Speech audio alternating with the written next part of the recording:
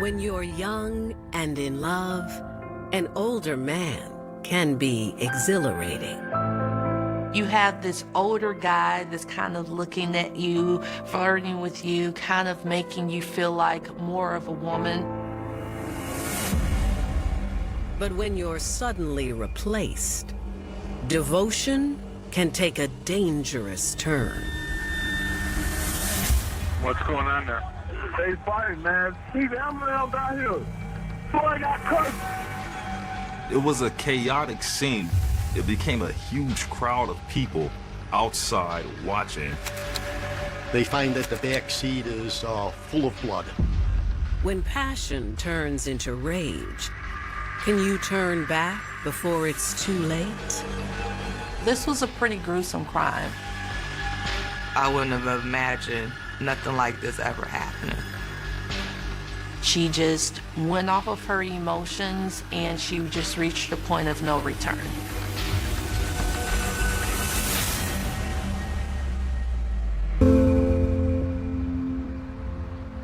September 1st, 2011, Chicago, Illinois. Chicago is a world-class city with amazing views, amazing people, amazing food, with so many ethnicities, so many different cultures, a unique kind of melting pot. This is a city where people can come and grow and make something of themselves. It's a big city, but it still feels small because it seems like everybody knows everybody here. While the streets are buzzing with energy, around 8:30 p.m., the Chicago Police Department is on high alert. Numerous 911 calls come in from people that had observed this fight that was occurring. What's going on there? They fighting, man. Keep the ambulance out here. Boy got cut, though. This girl got stabbed up. Somebody just got stabbed up. She stabbed him out. Please, ma'am, are they still fighting at all? no, but the lady collapsed. All right, I'm sorry, on the way over there. Please. Can I get the ambulance to Rosa Francisco? All right, ma'am, we're already on the way over there. Let everybody know 911's been called for a person stabbed. Okay. The dispatcher has a very hard job to decipher the information that's coming on and then have to put this information out to the officers who are responding to the scene. As first responders race to the scene, another 911 call comes in from a woman named Monica Porter. Monica was with our victim. They were in the process of driving to the hospital. Our victim had been bleeding very badly. She says the girl who was stabbed is her friend, 32-year-old Reagan McDougal.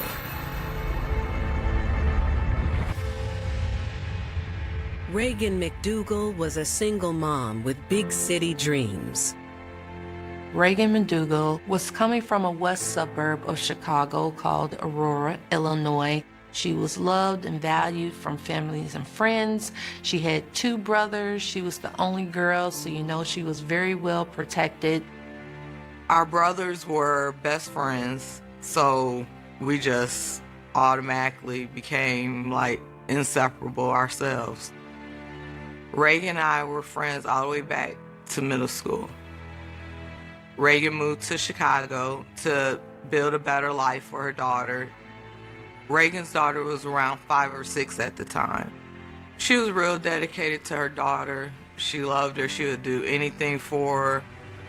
There are so many opportunities in a big city like Chicago, and to be able to take care of your family was something that was very important to her. Reagan was very close to her family, her mom and dad. She was the only girl, so she was the daddy's girl. She was just like the pride of her family. She had a great career in the medical industry as a medical transcriptionist, and things were going to be good for her. Once in the new city, Reagan made a new friend, Monica Porter. Monica was also a single mother of 3 children and was a little down on her luck. Knowing what it was like to be a single mom, Reagan let her stay with her. Reagan was a real person. You know, she'll help anybody out that she could. Monica stayed with her. Anybody that needed somewhere to stay could stay. She's everyone's best friend. She's just that loving, caring type of person that wants to be there for her friends. In the summer of 2011, Monica even introduced Reagan to a new love interest, Elijah Hunter. Reagan met Elijah through some of her mutual friends. Reagan and Elijah, they're having a good time. It was a new relationship, so they were still on the honeymoon phase. But as of what I could tell, Elijah made her happy at the time. It seemed Reagan had a bright future ahead of her. She just wanted to be loved and live her life like everybody else. Her life was on the up and up. But now, after multiple 911 calls have flooded Chicago police dispatch, Monica is on the phone with police, telling them that Reagan has been stabbed. She was with Reagan, and she was in the back seat. They were in the process of driving Reagan to Mount Sinai Hospital. You literally have Monica, who is holding Reagan in her arms as she's essentially bleeding out. They decided to drive her to the hospital opposed to waiting for an ambulance to come, as the hospital was a short distance away from where this occurred. As officers respond to the scene of the stabbing, detectives make their way to the hospital. When detectives arrive at Mount Sinai Hospital, Reagan is in critical condition, and she was rushed into emergency surgery. I think about it all the time, what she was thinking, what she was going through at the time. I know she's a fighter, so I know she was fighting the whole time to stay here with her daughter, with her family, with all her friends. While doctors work on saving the young woman's life, detectives learn that Reagan was brought to the hospital by her friend Monica and boyfriend Elijah. At this point, the police is trying to talk to Elijah. He's so distraught, they can't really get any information out of him. So then they have to move on to her friend Monica. Meanwhile, crime scene investigators begin processing Reagan's car in the hospital parking lot. An evidence technician will arrive upon the detective ordering up an evidence technician to process the crime scene. In this particular case, Reagan's car was a part of the crime scene, and what was processed is taking pictures and swabbing of blood in the back seat of the vehicle. A lot of this is done to preserve stories and witness statements that are given to the detectives. In the emergency room waiting area, Monica relays to investigators what she saw that led up to her friend being stabbed. This woman approaches the vehicle and starts pouring beer on it and throws a bottle. At that point, things really began to escalate. September 1st, 2011, Chicago, Illinois. Police are at Mount Sinai Hospital after receiving reports of a brutal stabbing attack against 32-year-old Reagan McDougal around 8:30 p.m. that evening. Her boyfriend, Elijah Hunter, and friend, Monica Porter, are distraught after bringing her there. Monica, at that point, was kind of able to outline to the police what happened. Monica tells detectives that she had been riding around with Reagan earlier that evening looking for apartments together. After they were done, Reagan drove to the busy corner of Francisco and Roosevelt to pick up her boyfriend, Elijah. This location sits right across from a park in addition to the convenience store. In Chicago, convenience stores, or as we call them, corner stores, are a place of hangout. So there's usually a lot of activity, a lot of people out, a lot of cars going back and forth. There's a liquor store on the corner that attracts a large amount of people at all given hours that will hang out in front of the liquor store. Reagan pulls up across the street and she moves to the passenger seat in order to allow Elijah to drive. Monica says that's when she noticed a woman standing outside of the store yelling at Elijah. While she couldn't make out exactly what was being said, it was obvious the woman was extremely upset. Monica says Elijah walked away from the woman and started heading for their car.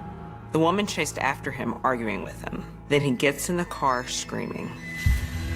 There is a lot of back and forth. At that point, things really begin to escalate. Monica relates that she's in the back seat of Reagan's vehicle when this woman approaches the vehicle and starts pouring beer on it and throws a bottle against the vehicle. Reagan at that point got out to check for damage, and a scuffle starts to ensue between this lady and Reagan. Monica said she tried to see what was going on, but a crowd started to form.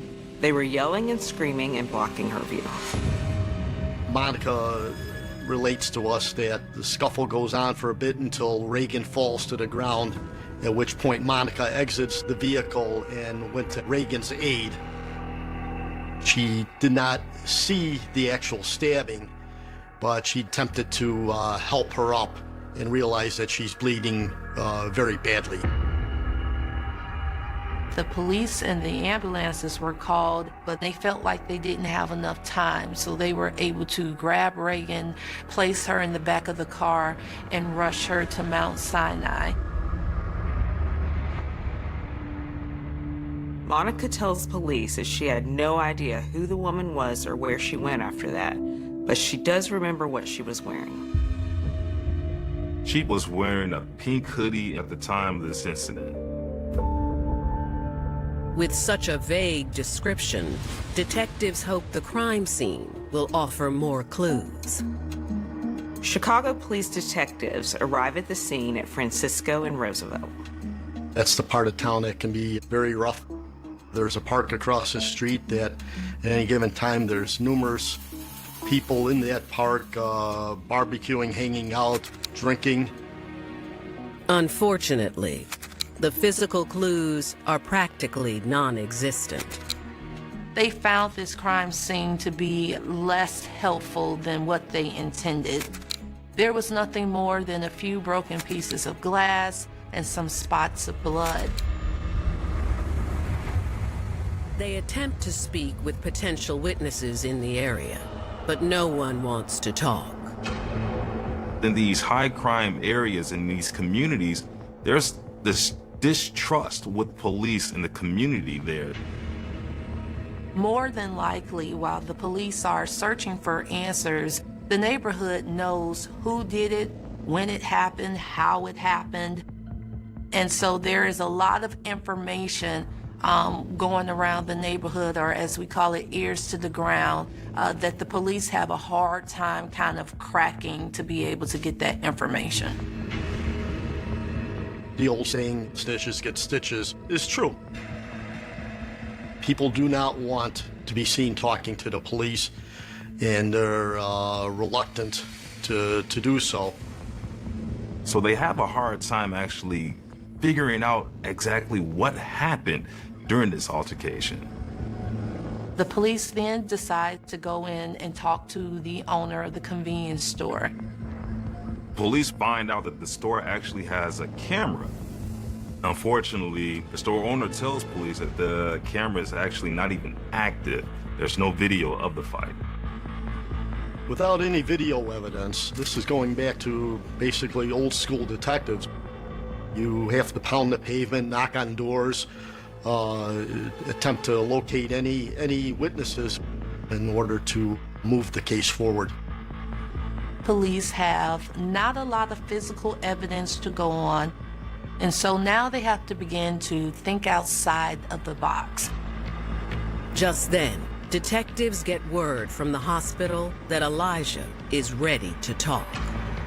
He says he knows exactly who stabbed Reagan and why.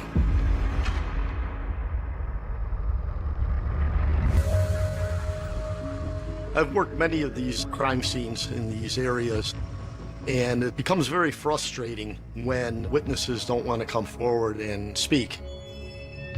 And as detectives, I mean, we go into these crimes and we want to solve the crime. We want to bring justice for the victim, for the victim's family, and get some peace, some closure for them of what happened to their loved one.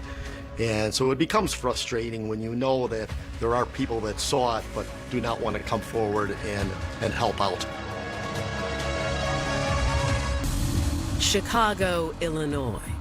Police are investigating an attack on Reagan McDougal after her friend, Monica Porter, told them a mysterious woman stabbed her on the evening of September 1st, 2011. Reagan is rushed into emergency surgery. At this point, the police is trying to talk to Elijah. Elijah tells them that the suspect involved in this situation is actually his ex-girlfriend, Kiwana Streeter. Growing up on the west side of Chicago, Kiwana Streeter learned at a young age to be tougher than most. The west side of Chicago is one that is crime-riddled, although it boasts some wonderful suburbs and it boasts some wonderful neighborhood spots. It's not a stranger to being dangerous. You kind of got to keep your head on a swivel. It's a very rough part of town. A lot of violence. There's a lot of murders that happen, a lot of robberies, a lot of shootings. Despite her environment, as she got older, Kiwana stayed out of trouble. She was actually incredibly intelligent. She was an honor roll student. She was an all-around good person, had not had any run-ins with the police or the law, and it seemed that her life was going in a great direction. She was working at the Boys and Girls Club, working at their front desk, as well as even helping kids with their homework. Things were looking even better when she met an older man, 28-year-old Elijah Hunter. Elijah was from Francisco and Roosevelt. It was his neighborhood, and he knew a lot of people there. He hung out there a lot, playing dice in the street with his friends. You have this older guy that's kind of looking at you, flirting with you, kind of making you feel like more of a woman. He is more advanced, more worldly, have more experience. Soon, Kiwana didn't care about anything else. She was instantly swept off her feet by Elijah. One can only imagine the things and the dreams that he was selling to this 18-year-old woman who was probably madly in love. Then something happened that changed everything for Kiwana. She learned that she was pregnant, and even though it was scary, she was excited about being a mother and maybe having the family she didn't have when she was growing up. Elijah didn't seem cut out for this new role, and the two eventually broke up. But Kiwana was hopeful that once the baby was born, that he would come back to her. In July 2011, Kiwana gave birth to a little girl. She's heartbroken because Elijah's not there. She was raising this baby by herself, and she's determined to get that man back. Now, Kiwana's ex-boyfriend, Elijah, is telling police that she's Reagan's attacker. He proceeded to tell them what the fight was all about and how it started. He tells detectives that he dated Kiwanis briefly the year before, and she had a baby that she said was his, but he wasn't sure. Elijah says he moved on and started dating Reagan a few months ago. That night, she dropped him off at Francisco and Roosevelt. Elijah related to us that he was playing dice and happened to lose a significant amount of money during this dice game. He says he then called Reagan and asked her to pick him up. While outside the store, Kiwanis approached him and wanted money for diapers and food for the baby. Elijah relates that he has no money to give to her after losing all this money during the dice game. Then he went into the store to buy a drink, and Kiwanis went in with him. That's when an argument ensues with Kiwanis and Elijah, and she keeps demanding money. They come outside of the store, the confrontation continues. At some point, it becomes physical. Elijah tells investigators that Kiwanis wouldn't let up, so when he spotted Reagan's car, he immediately went for it. He said Kiwanis kept threatening that she was going to call the police. He says then Kiwanis suddenly pulled out some mace. She sprays Elijah with mace. He could not see. He was trying to get away and get into the car. Elijah related to us he was experiencing the very harsh burning feeling on the face and in the eyes. He then took the Gatorade that he had gotten from the store and was washing his face and his eyes, trying to alleviate the burning. Elijah tells detectives that he makes it into the driver's side and shuts the door.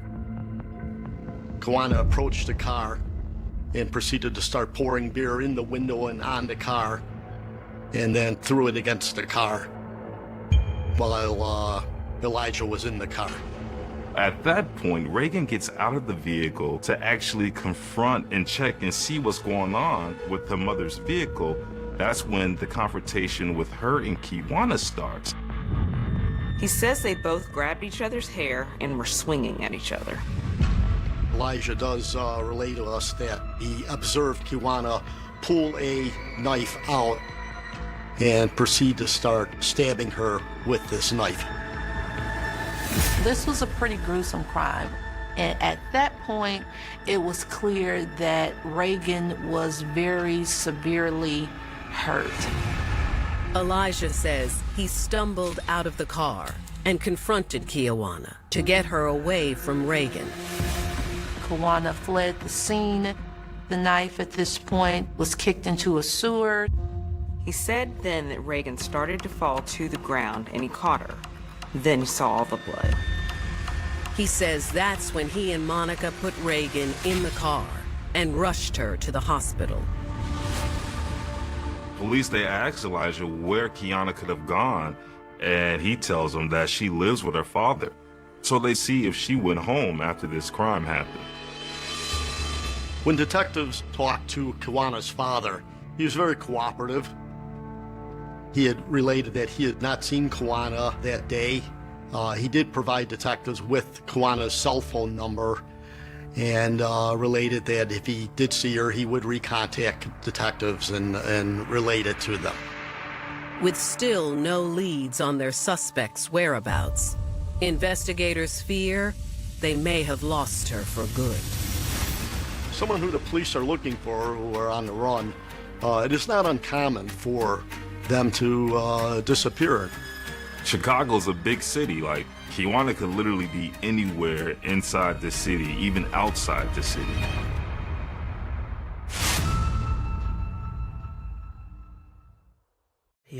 September 2nd, 2011, Chicago, Illinois.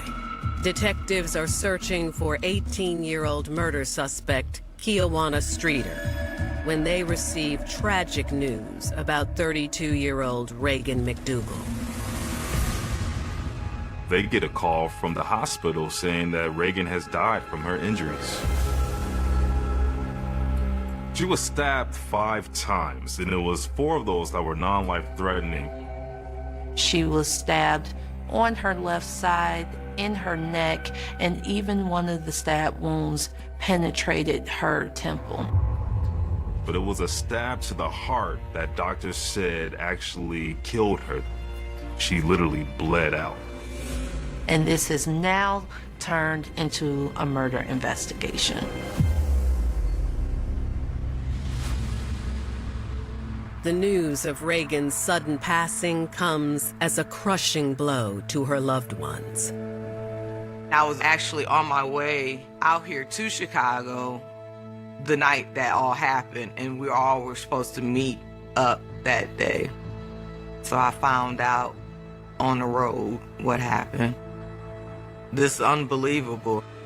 I wouldn't have imagined nothing like this ever happening. This loss was devastating to her family. It was like we all just lost like that lifetime member.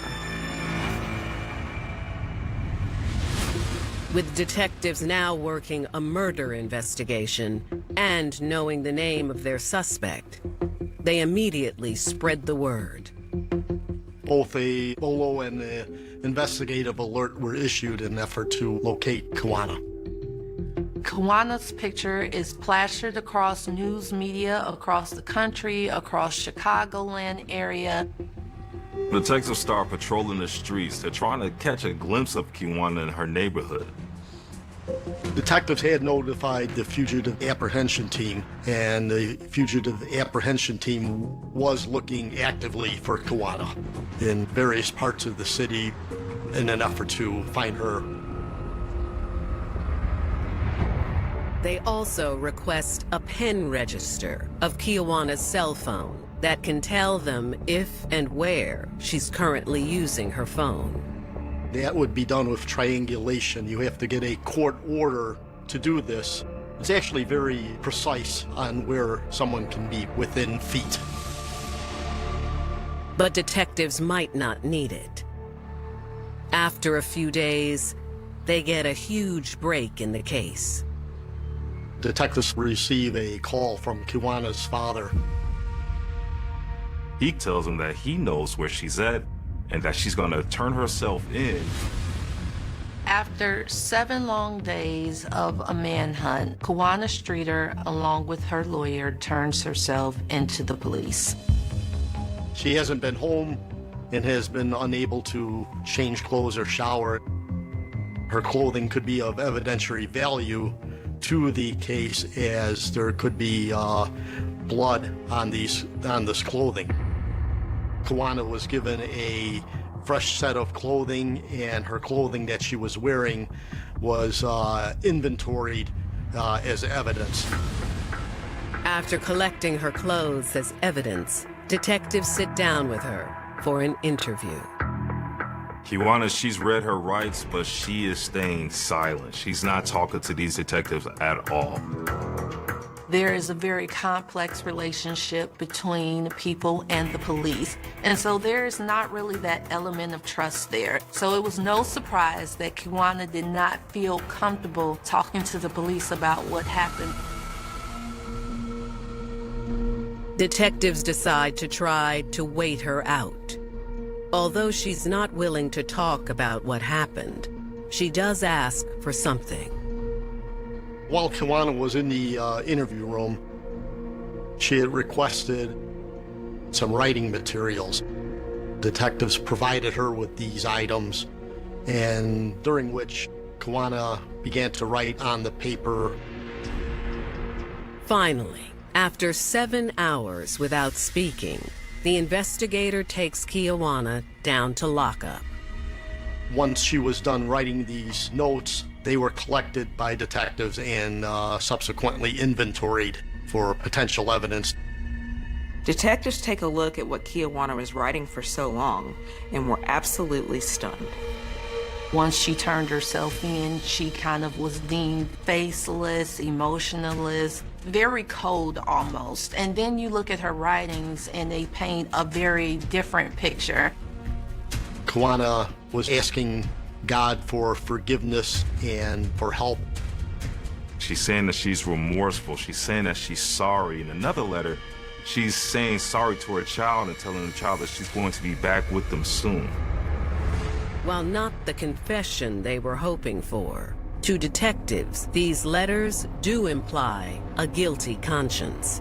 These letters would have been key to kind of proving where she was at mentally and emotionally at the time. The crime or what has happened is weighing very heavily on their mind, and they're sorrowful. They feel bad about it.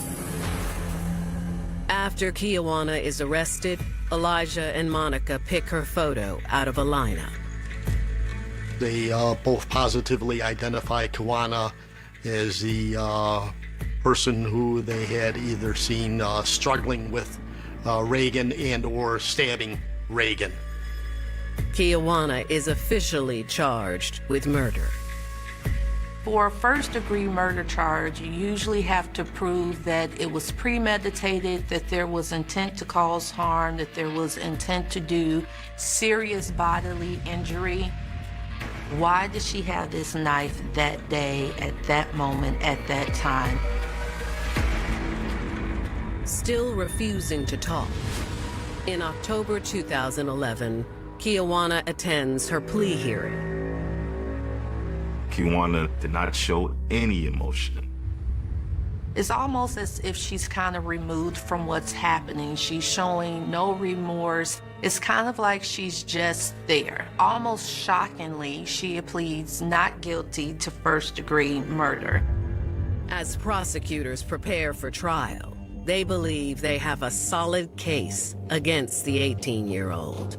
You would think that this case at first would be a slam dunk for them, but whenever you're going to trial, you never know what's going to happen. And her defense has their own strategy. Chicago, Merch Majeski.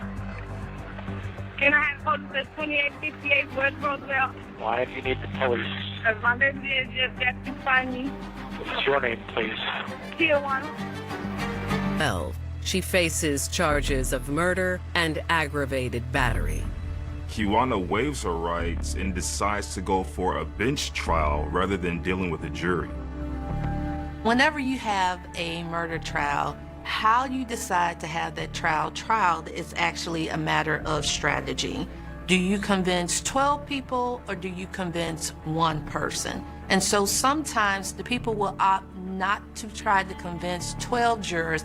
They feel like it will be easier to convince one judge, someone who has a background of the case, a background of the law, and they find that it may increase their chances of actually getting off. Prosecutors lay out why they believe Kiwanis killed Reagan. Here you have a young girl who just had a baby, whose emotions are all over the place. She probably thought that her and Elijah would be together forever, and now reality has kind of set in about what's happening. He's moved on to a new girlfriend. She couldn't have the person that she wanted, and he wanted someone else.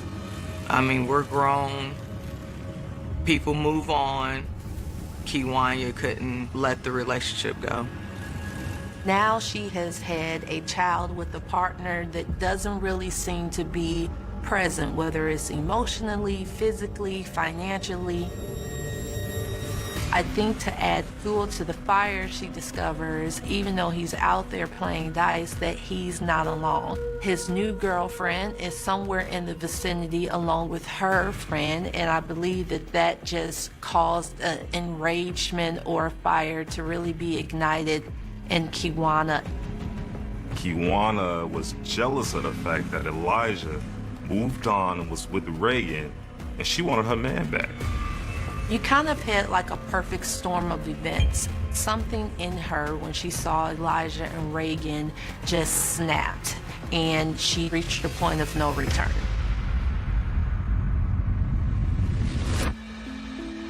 Elijah and Monica both testify for the state that Kiwanis was the aggressor and had attacked and stabbed Reagan to death. But her defense team says that's not how it happened at all.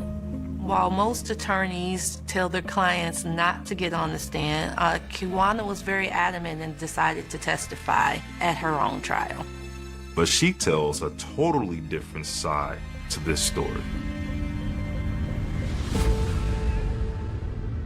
Kiwana claims Elijah used to visit their baby often and gave Kiwana clothes and money for the baby.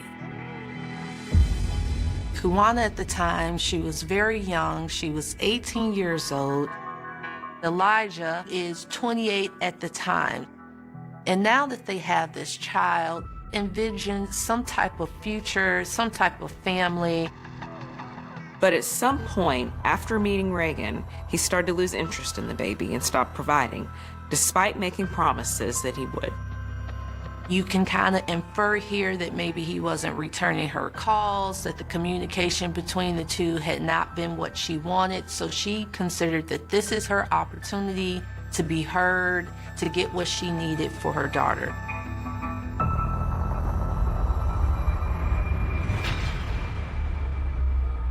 Kiwana released that she had been over at the store and had encountered Elijah, who she had a baby with. So when she confronts him, it's about the fact that she hasn't received that money at all. Kiwana says she thought that Elijah was at the store to buy the items he had promised. But she was wrong. She learned that Elijah had lost his money during the dice game and he wasn't going to buy the baby food and some diapers. Kiwana tells investigators that she tried to talk to him about it, but he was in a bad mood after losing all the money, and he took it out on her. Kiwana released that Elijah became physical with her. He had been pushing and shoving her. She, in turn, used mace on him. Kiwana claims that she called 911. Her attorney plays the 911 call she made for the judge. On this call, you hear Kiwana stating that Elijah has hit her, and kind of like in the midst of this very chaotic scene. Chicago Emergency Majestic. Can I have police at 2868 West Roosevelt? Why do you need the police? Because my baby is just asked to find me. What's your name, please? Tijuana. It's kind of hard to tell whether or not she's the aggressor, Elijah Reagan is the aggressor, but she does make the call. Where is he now? He right here up in this house.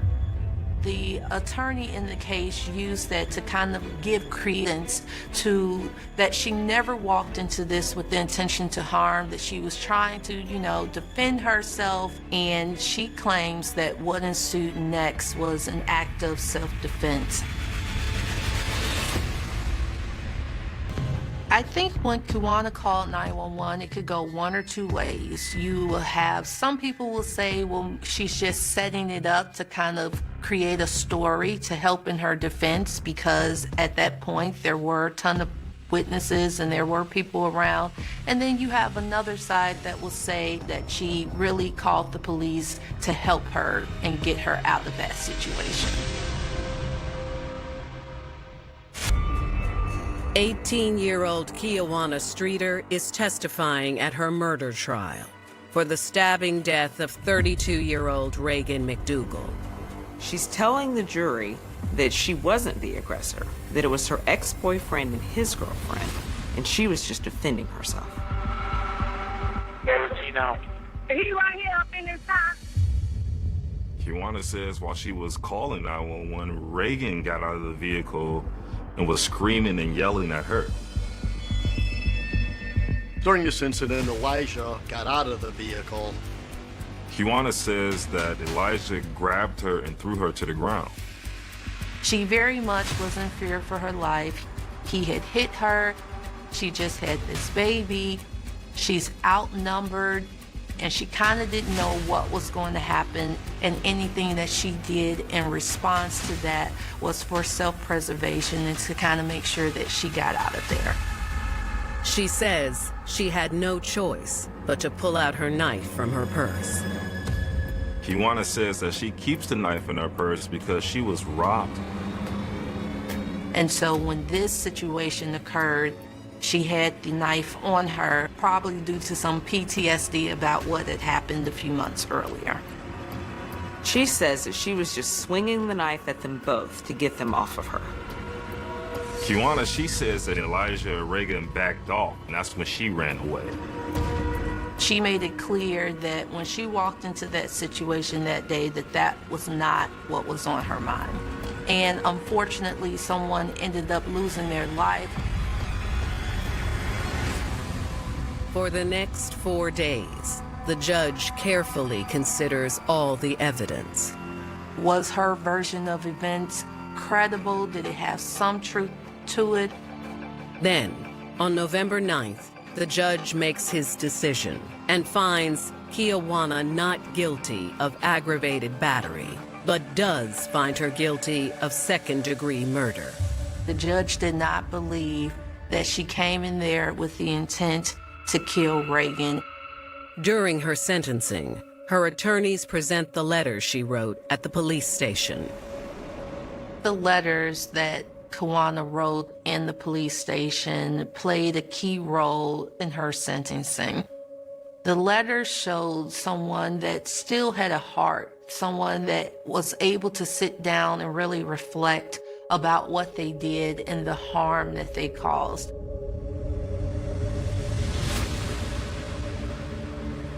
On March 13, 2013, Kiwana was sentenced to 4 years in prison.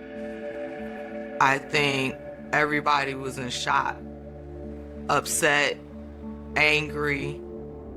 She deserved more time than 4 years for taking Reagan off this earth for something that was senseless. This is a very surprising sentence, especially given the type of crime, the viciousness, and the brutality of the crime. There were a lot of things that came into play for the judge to make that decision, including her age and the age of her child. She appeared to be a very sympathetic defendant. It was just sad that you can take somebody's life and turn around like, I made a mistake, I'm sorry. No, that was a choice she made that day. Kiwana is released after completing her sentence to the custody of her family.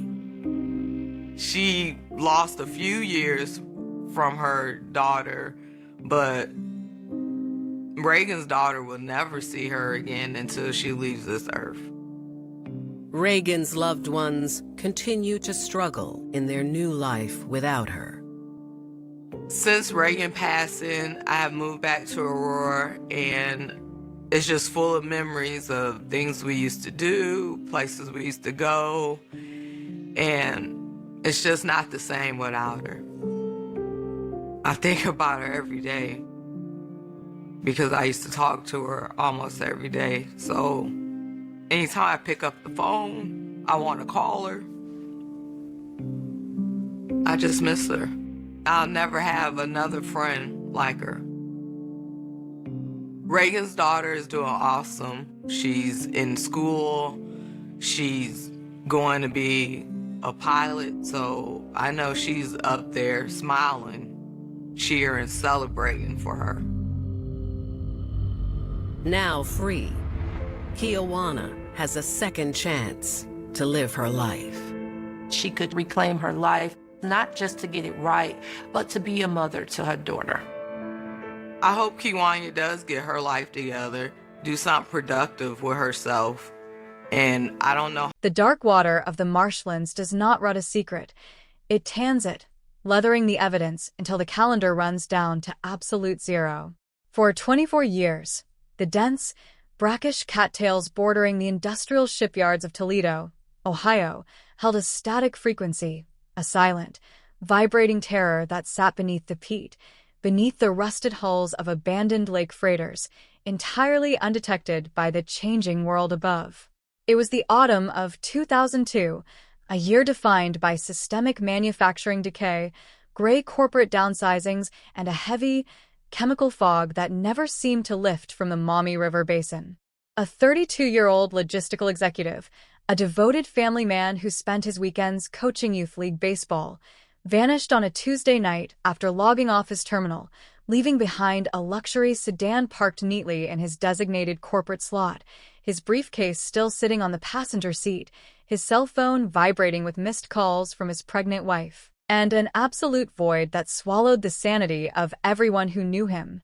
They called it a vanished anomaly, a clean subtraction from a high-security facility, and eventually, the sterile steel lockers of the county records room buried the file under the administrative label of an permanent cold case. But a crime of this calculated magnitude does not dissipate into the ether. It merely holds its breath, waiting for the forensic seal to break. When that seal finally fractured in the spring of 2026, the structural integrity of a prominent Midwestern dynasty dissolved inside a federal courtroom within 48 hours, exposing a nightmarish double life that redefined the very nature of suburban deception. Picture the architecture of a multi-decade illusion, a pristine brick colonial house at the end of a quiet cul-de-sac, a reputation as a philanthropic pillar of the community, and a secondary, subterranean existence built on corporate espionage, black market logistics, and a cold-blooded execution that had been hidden beneath the concrete foundation of a backyard swimming pool where his own children learned to swim. There were no emergency sirens on that damp November night in 2002. The atmospheric pressure over Lucas County had dropped to a critical low, drawing a thick, yellow-tinged river fog across the asphalt of the shipping terminal, reducing the visibility to less than 5 feet. When the private security guard discovered the executive's abandoned vehicle during his 3 a.m. rounds, the ignition keys were missing, the doors were locked, and a half-eaten turkey sandwich was still wrapped in wax paper on the dashboard, its surface cold but undisturbed. There were no immediate signs of a violent struggle, no shattered safety glass, no drops of crimson tracking across the leather seats, no defensive gouges in the steering wheel wrap. It was a clean, clinical removal that left the initial responding detectives completely outmaneuvered. The man had simply dropped out of the physical universe between his office desk and the executive parking structure. The initial investigation was an exercise in systematic misdirection, a series of contaminated tire tracks, deleted security server logs, and defensive witness statements that allowed the primary scent to grow cold before the morning shift had even clocked in. By the 6th month, the tips had dried into dust. The public focus drifted back to the routine economic anxieties of the Rust Belt, and the family was left marooned in a quiet, permanent state of grief that slowly ossified into an unbreakable, hollow silence. The community itself became an unwitting accessory to the vacuum.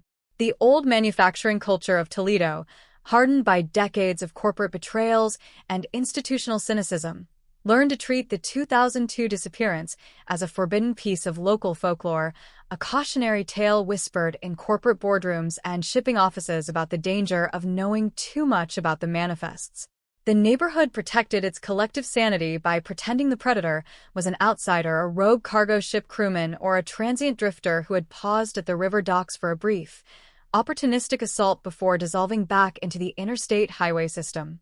This collective delusion allowed the local corporate elite to maintain their country club memberships, to pass the collection plates at Sunday services, and to build high-end residential developments over the very marshlands where the early search parties had once hacked through the frozen reeds.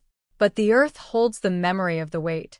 Beneath the blue water of an in-ground swimming pool behind a $1 million mansion 2 miles from the terminal, tucked inside a reinforced steel drainage sleeve that had been installed by a private contractor weeks after the disappearance, a single, microscopic signature of bone fragments and synthetic jacket fibers had bonded with the concrete sealant, forming an indestructible chemical compound that resisted 24 years of chlorinated water, seasonal freezes, and ground shifts. The transition into the modern digital era did nothing to diminish the localized trauma. It merely covered the scar with a layer of analytical noise. The children of the community grew up under a heightened, almost defensive state of suspicion, watching their parents double-check the home's security systems every time the river fog rolled over the blacktop.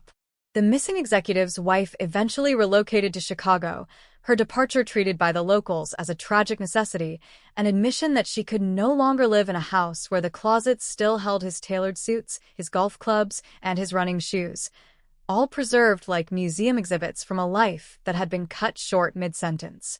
The original detectives moved into retirement or their own graves, their handwritten field notes ending up in cardboard boxes stacked in damp precinct basements, their pages growing yellow and brittle, holding names and vehicle plate numbers that no one in the modern cybercrimes unit could correlate anymore. The case had become an administrative relic, a line of code in a federal database that was routinely skipped over during the weekly system updates, a ghost story that had lost its teeth but retained its capacity to chill the air whenever a family member filed a routine petition to have the man legally declared dead for probate purposes. The structural collapse of the mystery didn't begin with a brilliant investigative insight from a legendary detective. It began with a routine residential upgrade. In the spring of 2026, the new owners of the mansion on Riverview Drive ordered a comprehensive excavation of the backyard to install a geothermal heating system, requiring a trenching machine to cut 6 feet down through the old concrete pool decking. When the heavy steel teeth of the excavator bit into the reinforced drainage sleeve beneath the deep end, they didn't bring up sand or standard gravel fill. They brought up a dense, dark mass of old hydraulic clay caked with a thick, gray aggregate that carried a highly irregular, pungent organic odor. The contractor on site, a veteran of industrial sewer line installations, recognized the scent instantly.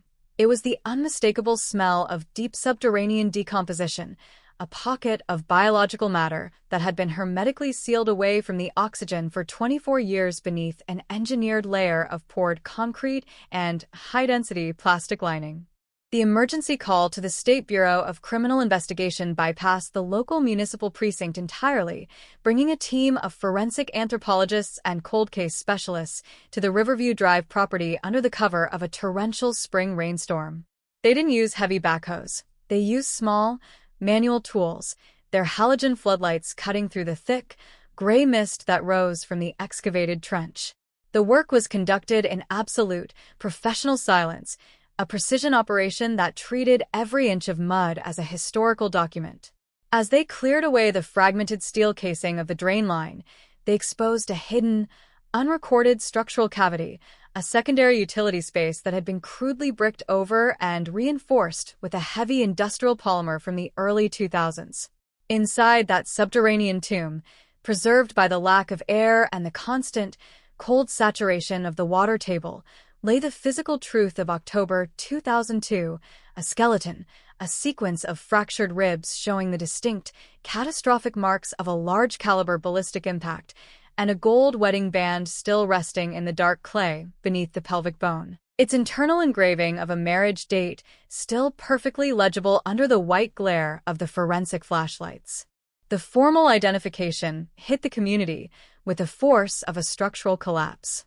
The headlines were donned-up, aggressive, hitting the regional news cycle like a sequence of physical blows. Long-buried 2002 cold case solved, double life exposed in court. The shock wasn't just in the recovery of the remains, it was in the geographical location of the tomb. The mansion had belonged to the victim's own business partner, a man who had sat on the charitable foundation board that raised $50,000 for the initial search fund in 2003. The killer hadn't been a phantom docker. He hadn't been an interstate drifter. He was the man who had delivered the eulogy at the victim's memorial service, the man who had held the weeping widow's hand in the church foyer, while the entire time, his own backyard plumbing was holding the bones of his closest associate 3 feet beneath the water, where his family held their summer barbecues. The arrest of the now 68-year-old corporate tycoon was a surreal, clinical spectacle that played out in the lobby of his glass-fronted logistics tower downtown. There were no dramatic foot chases, no shouting, just 3 unmarked black SUVs blocking the parking garage exit, and a pair of BCI agents in heavy trench coats walking past the security desk with a warrant that had been signed 24 years too late. The old man met them near the executive elevators, his custom-tailored suit immaculate, his expression a flat, arrogant mask of total indifference. He didn't ask what they had found. He didn't raise his voice. He simply handed his leather briefcase to his personal assistant, held out his manicured wrists for the handcuffs, and muttered a single, chilling phrase that was captured by the body-worn microphone of the lead agent. The concrete always fails in the end. It wasn't an admission of guilt. It was the cold evaluation of an engineer acknowledging a material's failure, the realization that his architecture of concealment had simply reached its physical expiration date. As the tycoon was loaded into the rear seat of an unmarked vehicle, his family line disintegrated in real time on social media and financial news networks. His son, who had recently been named chief operating officer of the logistics firm, looked at his father's mugshot not with grief, but with a terrifying, hollow realization. Every asset they owned, every luxury vehicle in their garage, every corporate stock transfer that had secured their social position for 2 generations had been funded by the economic stability of a company built on top of a murder. They were the children of a monster, their inheritance stained by the physical reality of the 2002 execution. The community that had praised their civic philanthropy for 2 decades turned on them within an hour, their names dragged through the mud of internet forums, their corporate offices targeted by silent, staring crowds of former employees who stood on the sidewalks in the rain, watching the glass tower as if it were a monument to an active slaughterhouse. The federal courtroom in Toledo became the final arena for the exposure of the double life. The prosecutors worked under high-intensity lights, presenting a sequence of recovered digital ledgers from 2002 that had been extracted from an old encrypted backup drive found in the tycoon's safe deposit box. The data revealed a nightmarish hidden economy. The missing executive hadn't been a simple logistics manager. He had been the internal auditor who discovered that the firm was operating as a primary transport artery for an international narcotics syndicate, using the high-volume cargo manifests of the Maumee River port to move millions of dollars of illicit material inside the steel tubes of industrial machinery. He had been executed not out of personal malice, but as a routine corporate adjustment, a clinical elimination carried out in the quiet of a Tuesday evening to protect a revenue stream that funded the lifestyles of the city's highest-ranking citizens. The defense team, hired with the remaining liquid assets of the tycoon's offshore accounts, tried to launch a sequence of procedural counterattacks. They argued that the 24-year gap had contaminated the chain of custody, that the pool chemicals had degraded the biological markers, and that the search of the Riverview Drive property was an illegal intrusion conducted without a proper emergency warrant. But the forensic science was too loud. It cut through the legal strategies like a diamond blade through dry drywall. The bone was real, the ballistic match was real, and the digital logs showed the exact financial transfers that took place hours after the execution.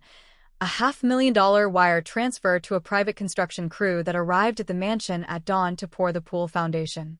The cold case was solved, the body was recovered, and the killer was behind bars, but the resolution offered no closure to the valley. The truth had arrived as a destructive force, tearing down the illusions of suburban safety and leaving behind a raw, bleeding vacancy that would continue to haunt the lineage of everyone who had ever called that river basin home. The atmospheric density of the federal courtroom during the second week of the trial was dictated by the low-frequency hum of the ventilation system, a sound that felt like a machine breathing in an empty room. The prosecution's primary ballistics expert stood before the jury, his white cotton gloves holding a high-resolution magnification of a single lead projectile that had been recovered from the mud of the drainage sleeve. The metal was distorted, its nose flattened by its impact with the victim's third thoracic vertebra, but the microscopic land and groove impressions left by the gun barrel were intact. They matched a custom-built, unregistered performance pistol that had been recovered from the tycoon's office safe during the initial BCI raid, a weapon that had sat in a velvet-lined drawer for 24 years, a silent tool of execution that had never been fired again after that Tuesday night in 2002. The son of the victim, who had been an 8-year-old boy when his father vanished from the terminal, sat in the front row of the gallery, his face a static mask of pale, sweating intensity. He had spent his entire adult life operating under the assumption that his father had abandoned him, that the man had grown tired of the domestic routine and chosen to vanish into the anonymity of another state.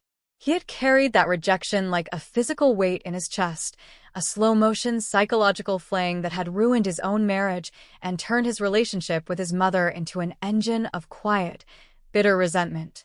Now, Sitting under the fluorescent lights of the courtroom, he was forced to look at the physical reality of his father's loyalty.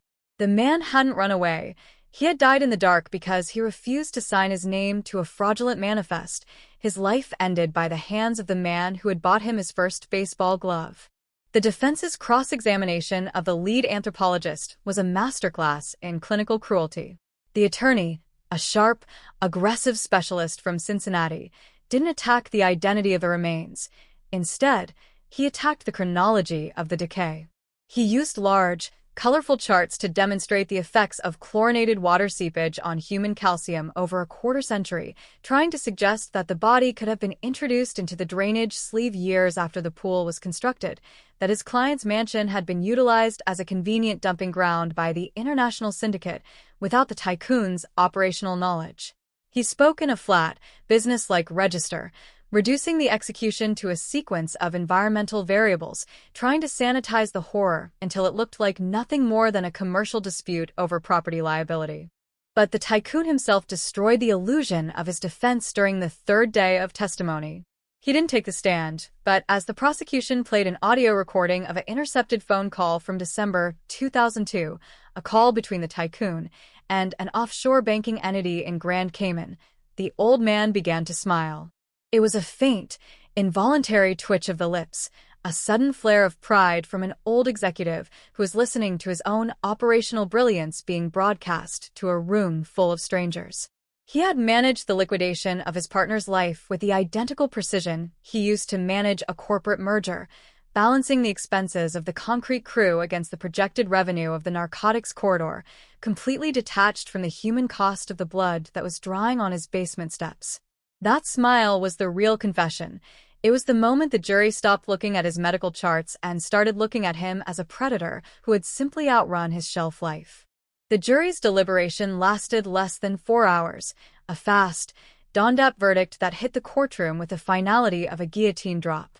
Guilty on all counts: first-degree murder, conspiracy to distribute controlled substances, and corporate racketeering. The tycoon didn't flinch as the foreperson read the sheet. He didn't look back at his son, who had buried his face in his hands in the back of the room.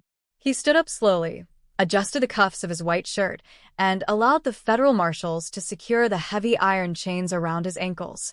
He had lived 24 years as a king, his safety guaranteed by the thickness of his concrete and the compliance of his city, but the ground had finally refused to cooperate with the lie, surrendering the calcium to ensure that his empire ended in a 6x9 cell in a maximum security facility downstate.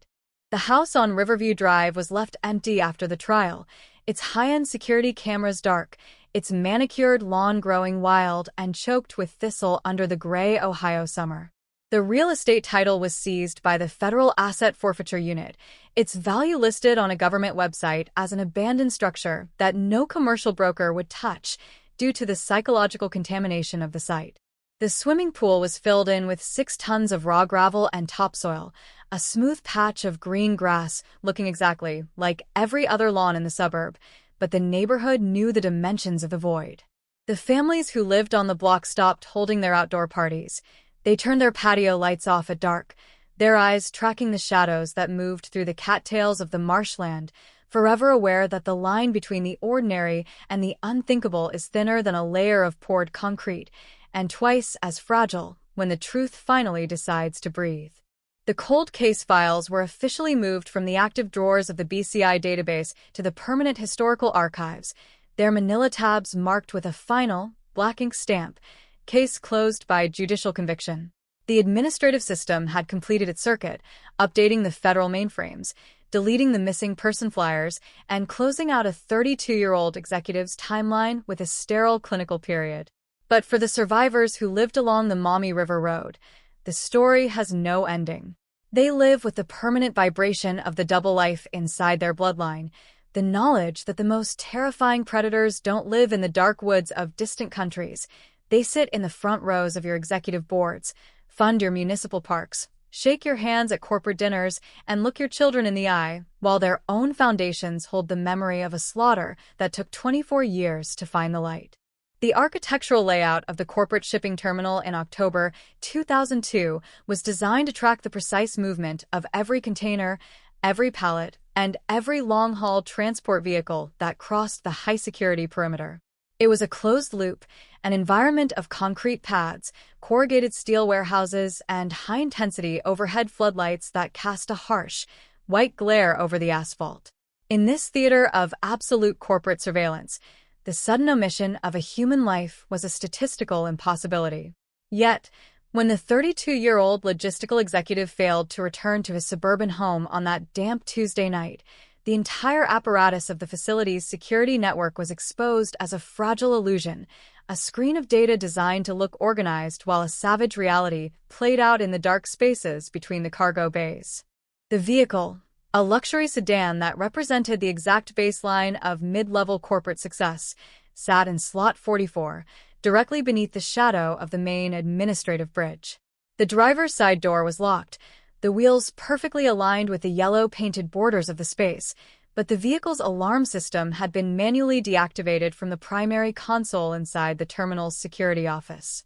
On the passenger seat, the executive's leather briefcase lay flat, its brass latches unpopped, holding a sequence of internal shipping manifests that were scheduled for review by the regional director on Wednesday morning.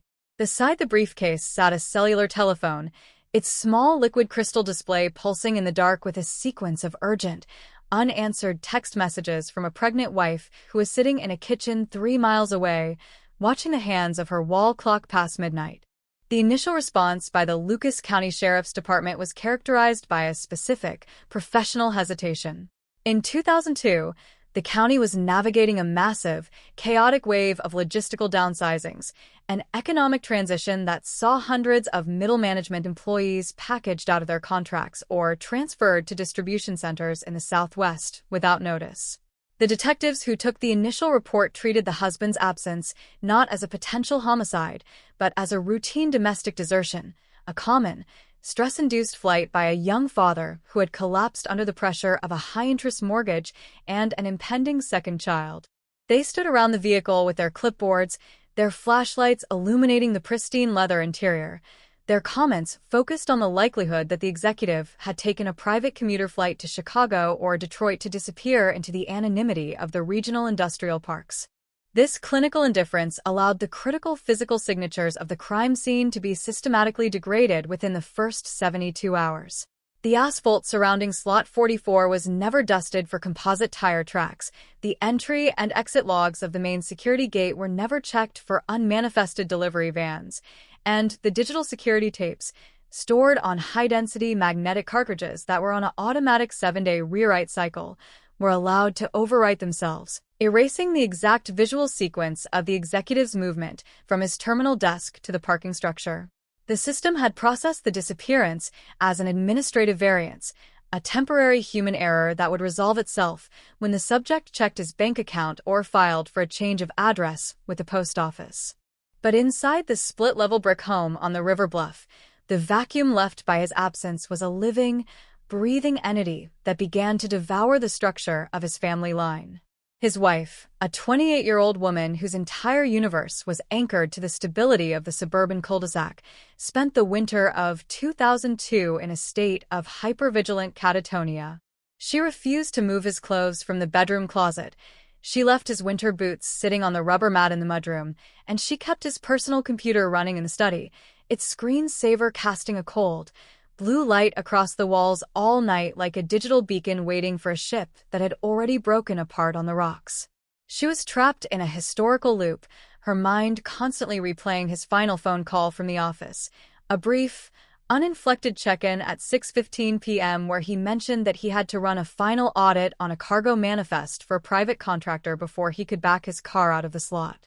The private contractor was a logistics firm owned by the victim's own business partner, a charismatic, 54-year-old tycoon named Arthur Vance, whose family had controlled the dockside warehouse operations since the end of the Second World War.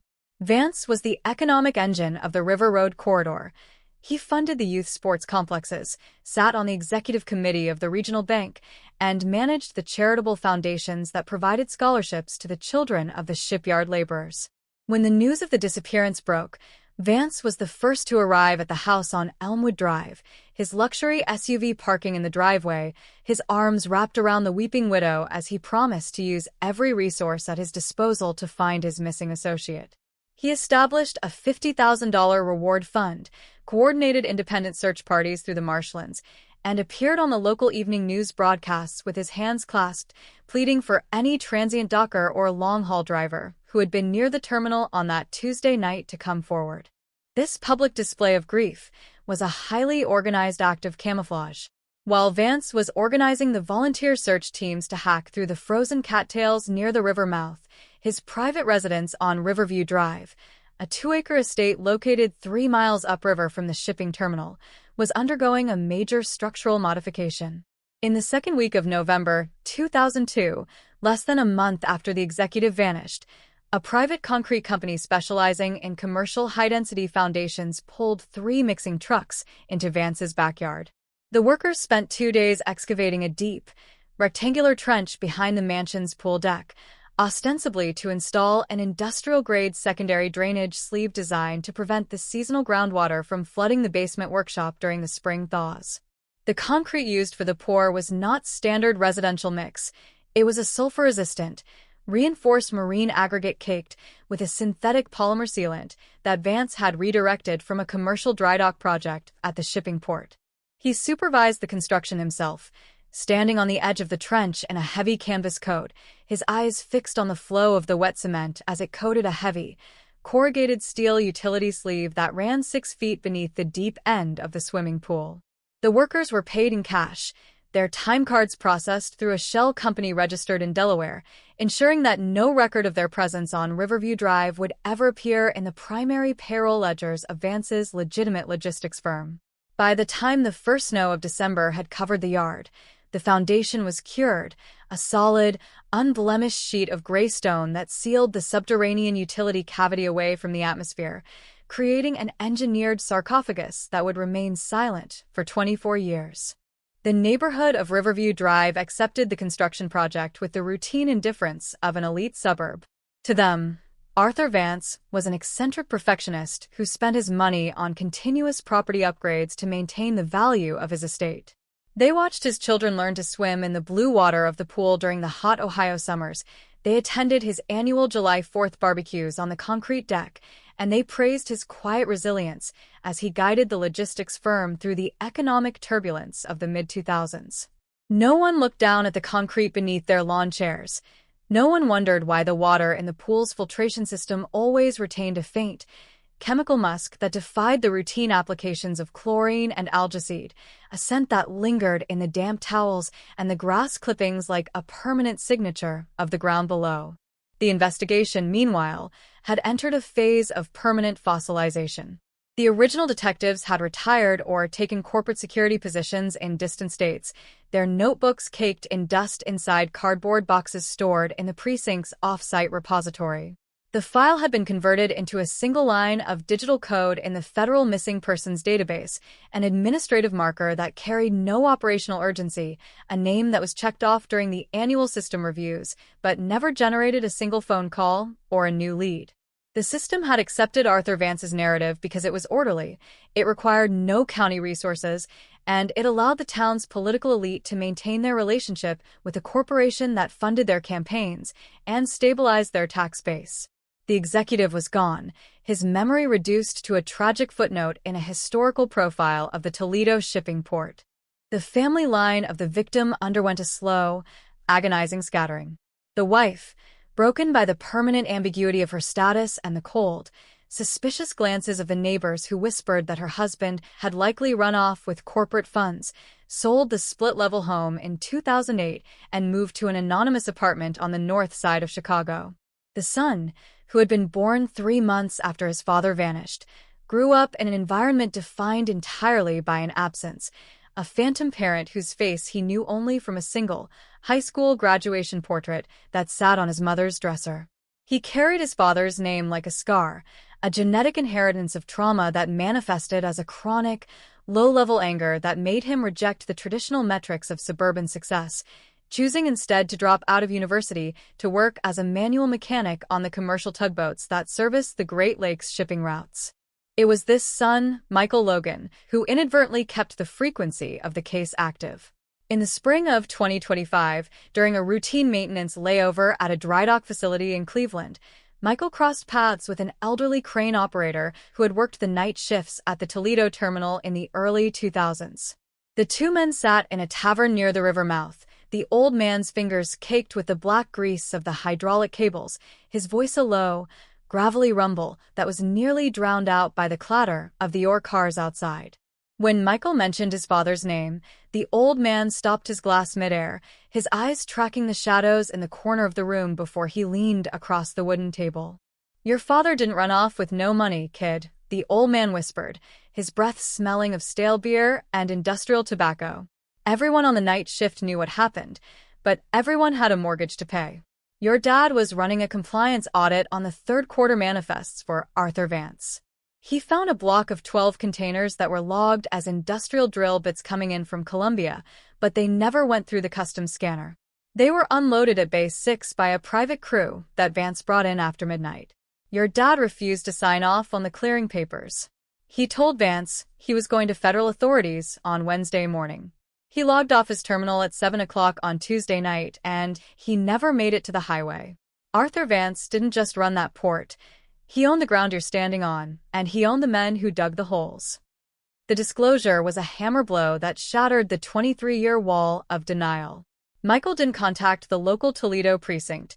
He knew the institutional architecture of his home county was still hardwired to protect the Vance legacy.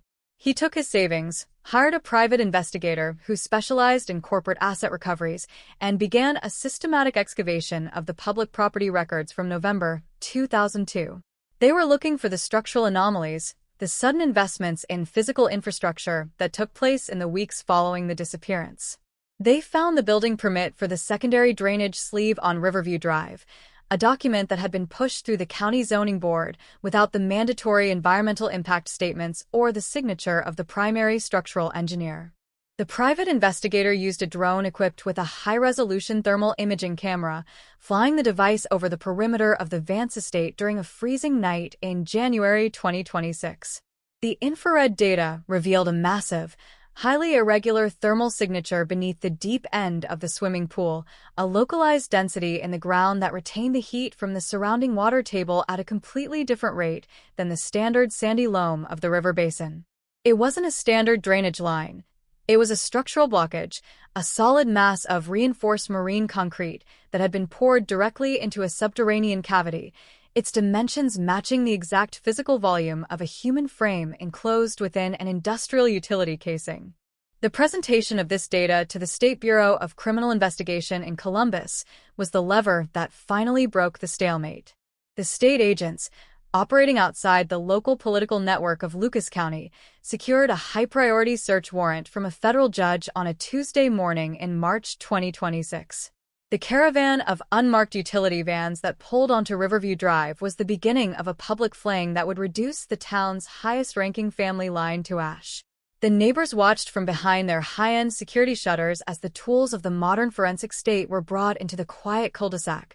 The ground-penetrating radar rigs, the concrete core drills, and the heavy pneumatic saws designed to cut through the illusions of the past with a cold, mathematical indifference. The heavy iron teeth of the first concrete cutter struck the pool deck at precisely midnight, the sound vibrating through the neighborhood like an earthquake, a long-delayed echo of the violence that had been silenced in that same spot 24 years before.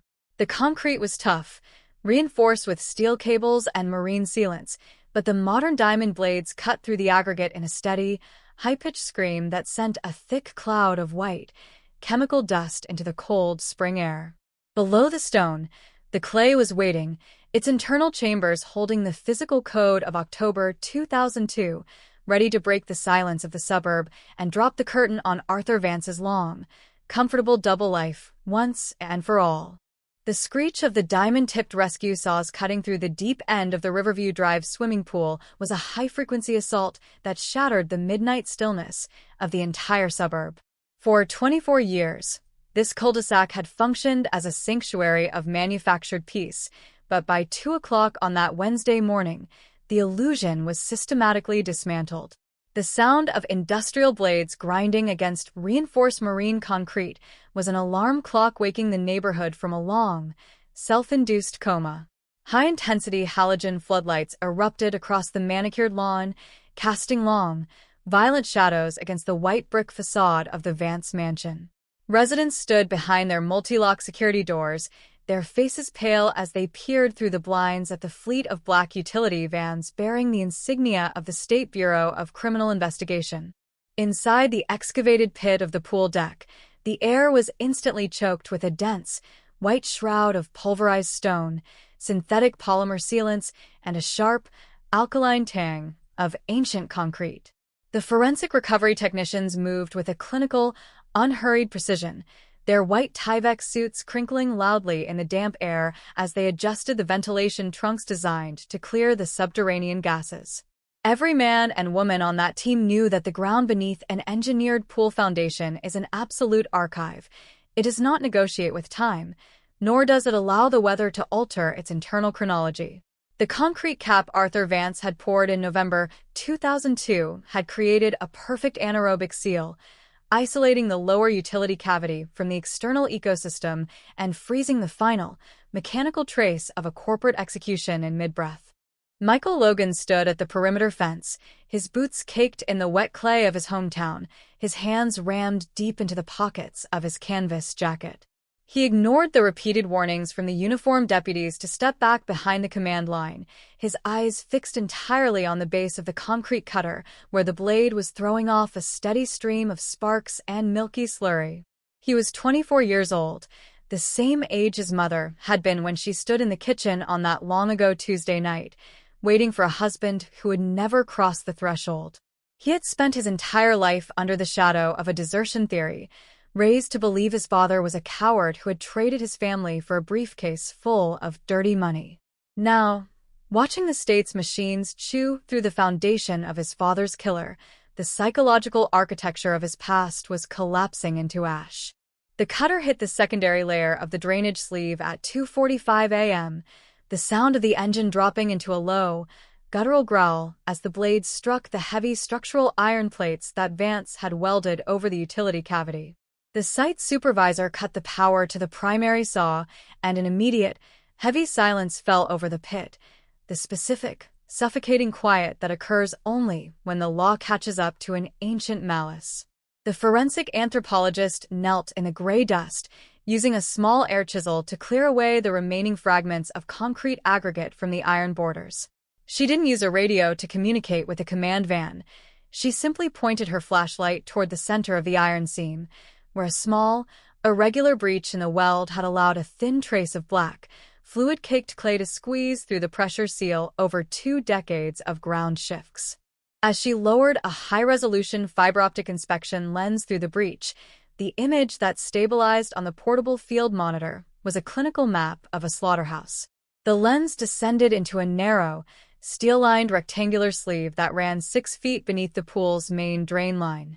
The camera's white LEDs cut through the darkness, illuminating a space that was caked in an oil-saturated sediment that had preserved everything within it like an industrial peat bog.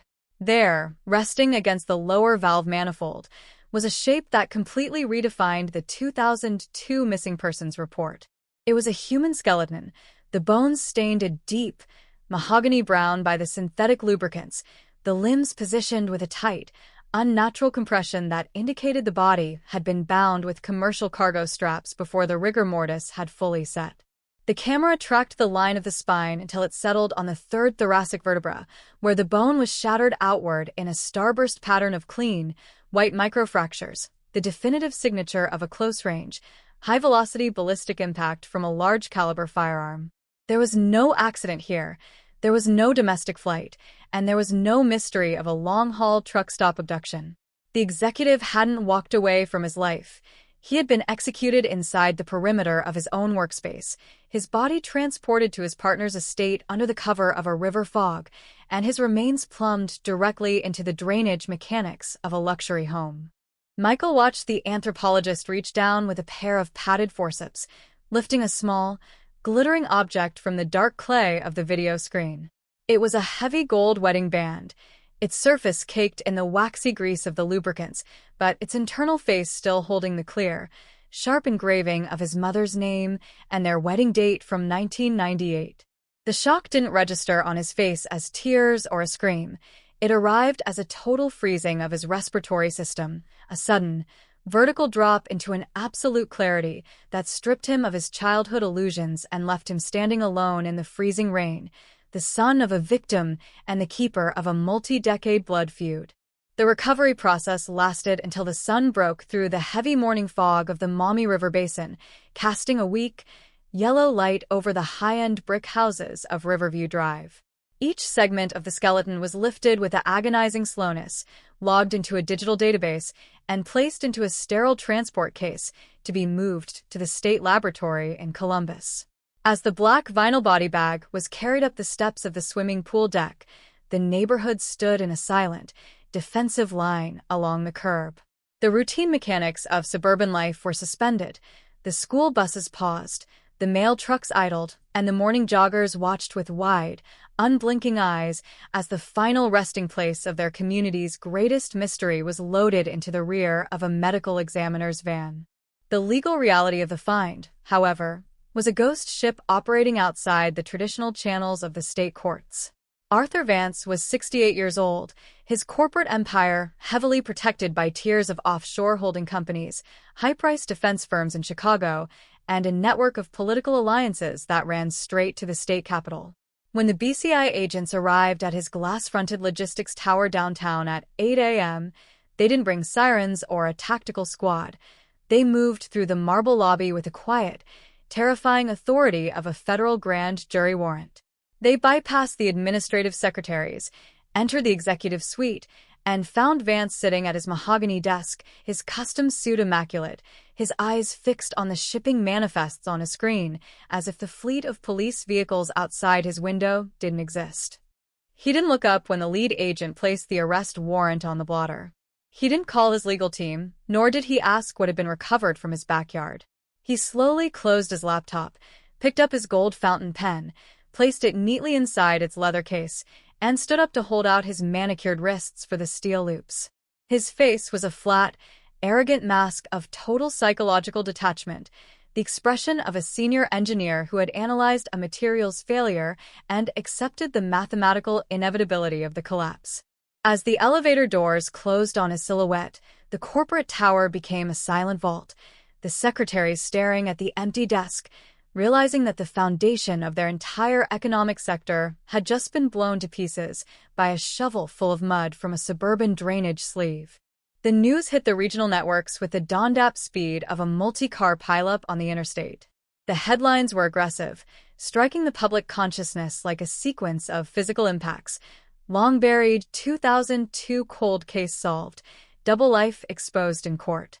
The word solved was an administrative joke to Michael. It was a sterile term that ignored the 34 years of psychological mutilation that had chewed through his family line while Arthur Vance was drinking scotch at country club dinners. The community that had praised the tycoon's civic philanthropy for 2 decades turned on his lineage within an hour, their corporate storefronts targeted by silent, staring crowds of dock workers, their family names dragged through the mud of internet forums, and their luxury vehicles spat on as they passed through the gates of their developments. The federal courthouse in Toledo was prepared for a circus, but the prosecution was built on a foundation of absolute, digital numbers that allowed for no theatricality. The district attorney had bypassed the local county grand jury, securing a federal racketeering indictment that tied the 2002 execution directly to the long-term financial operations of an international transport corridor. When the trial commenced in the first week of June, the gallery was packed to the doors with former logistics executives, customs inspectors, and the remaining members of the suburb's old guard, all of them sitting under the harsh fluorescent lights with the flat, uneasy eyes of people who knew their own names were written somewhere in the margin files of the master ledger. The state's primary case was built around a single, encrypted backup drive that had been found inside an old safe deposit box registered to a defunct shell company in the Cayman Islands. The digital specialists had spent 3 months reconstructing the deleted sectors of the 2002 files, extracting a sequence of internal accounting sheets that detailed the hidden economy of the shipping terminal. The logs showed that every container logged as industrial machinery parts from Colombia had bypassed the primary automated customs loops through a manual override code that belonged exclusively to Arthur Vance's terminal account. The missing executive hadn't been an accountant who stumbled onto a mistake. He had been an internal auditor who had systematically mapped out the transport pipeline for a narcotic syndicate that was moving $10 million of material a month through the Maumee River docks. Michael sat in the front row of the gallery, his eyes fixed on the side profile of the man in the custom suit. He watched Arthur Vance take notes with his gold pen, his expression entirely unbothered by the testimony of the forensic pathologists who described the trajectory of the lead slug through his father's bone. Vance was treating the trial like an annual shareholder meeting that had encountered an annoying procedural delay, his lawyers filing continuous motions to suppress the digital logs, to contest the chain of custody of the skeletal remains, and to argue that the search warrant for Riverview Drive was an unconstitutional invasion of a private estate. The defense was trying to sanitize the murder, to turn a cold-blooded execution into a corporate liability dispute that could be settled by an administrative compromise or a technical dismissal. But the architecture of the concealment was too clear, its mechanical lines too precise to be hidden behind legal strategies. The prosecution brought in the concrete crew foreman who had poured the pool foundation in November 2002. The old man, now retired in Florida, took the stand with his old logbooks, his face caked with age, but his memory sharp as a chisel. He described how Vance had met him at the gate with a cash payment of $10,000, how he had demanded a specific marine-grade aggregate mix with anti-corrosive polymers, and how he had personally stood over the workers while they sealed the corrugated steel utility sleeve beneath the deep end. He told us he was building a drainage system to keep the groundwater from shifting the floor, the foreman said, his voice echoing through the silent courtroom like a branch scraping against a glass pane. But he wouldn't let my boys run the standard diagnostic pressure tests on the steel line. He told us the line was already verified, that we just needed to drop the mix and get out before the frost hit the ground. He wasn't building no drainage loop. He was pouring a block of stone over a secret, and he wanted it heavy enough that the ground would never move again as long as he was alive. The testimony was the final nail that locked the vault shut. The jury didn't look at the tycoon's medical charts or his character references. They looked at the gold wedding band that sat in a plastic evidence bag on the clerk's table, a permanent, mineralized witness that had spent 24 years in the dark waiting for its chance to speak. The double life of the Toledo shipping corridor was laid bare, exposing a nightmarish reality where the high-end lawns of the suburbs and the corporate boards of the downtown towers were nothing more than a cosmetic screen built over a system of violence that had used the very plumbing of the city to clear its tracks. The case was solved, the body was out of the ground, and the trial was moving toward a final, catastrophic verdict. But for Michael Logan, the victory was a hollow room full of dust, a calculation that left him with an absolute certainty about the past, but a complete vacancy regarding the rest of his life. The prosecution's forensic presentation on the fourth day of the trial shifted the atmosphere of the federal courtroom from a corporate legal dispute into a clinical mapping of a slaughterhouse. The high-intensity halogen monitors lining the gallery walls flickered to life, illuminating a three-dimensional, millimetric laser reconstruction of the Riverview Drive backyard. The digital renderings stripped away the manicured sod, the white brick patio, and the shimmering blue water of the pool, exposing the stark, gray geometry of the subterranean infrastructure underneath. It looked like an industrial blueprint for a bunker, a complex network of steel-reinforced concrete piers, high-pressure drainage lines, and a singular, rectangular void located directly beneath the structural footings of the deep-end deck. The lead BCI digital analyst, a specialist whose professional life was spent calculating the spatial thermodynamics of crime scenes, took the stand with a fiberglass pointer. He directed the jury's attention to the internal dimensions of the corrugated steel drainage sleeve that had held the remains. The calcium of the victim's skeleton hadn't simply been dropped into a raw trench. The space had been physically modified to function as an engineering containment cell.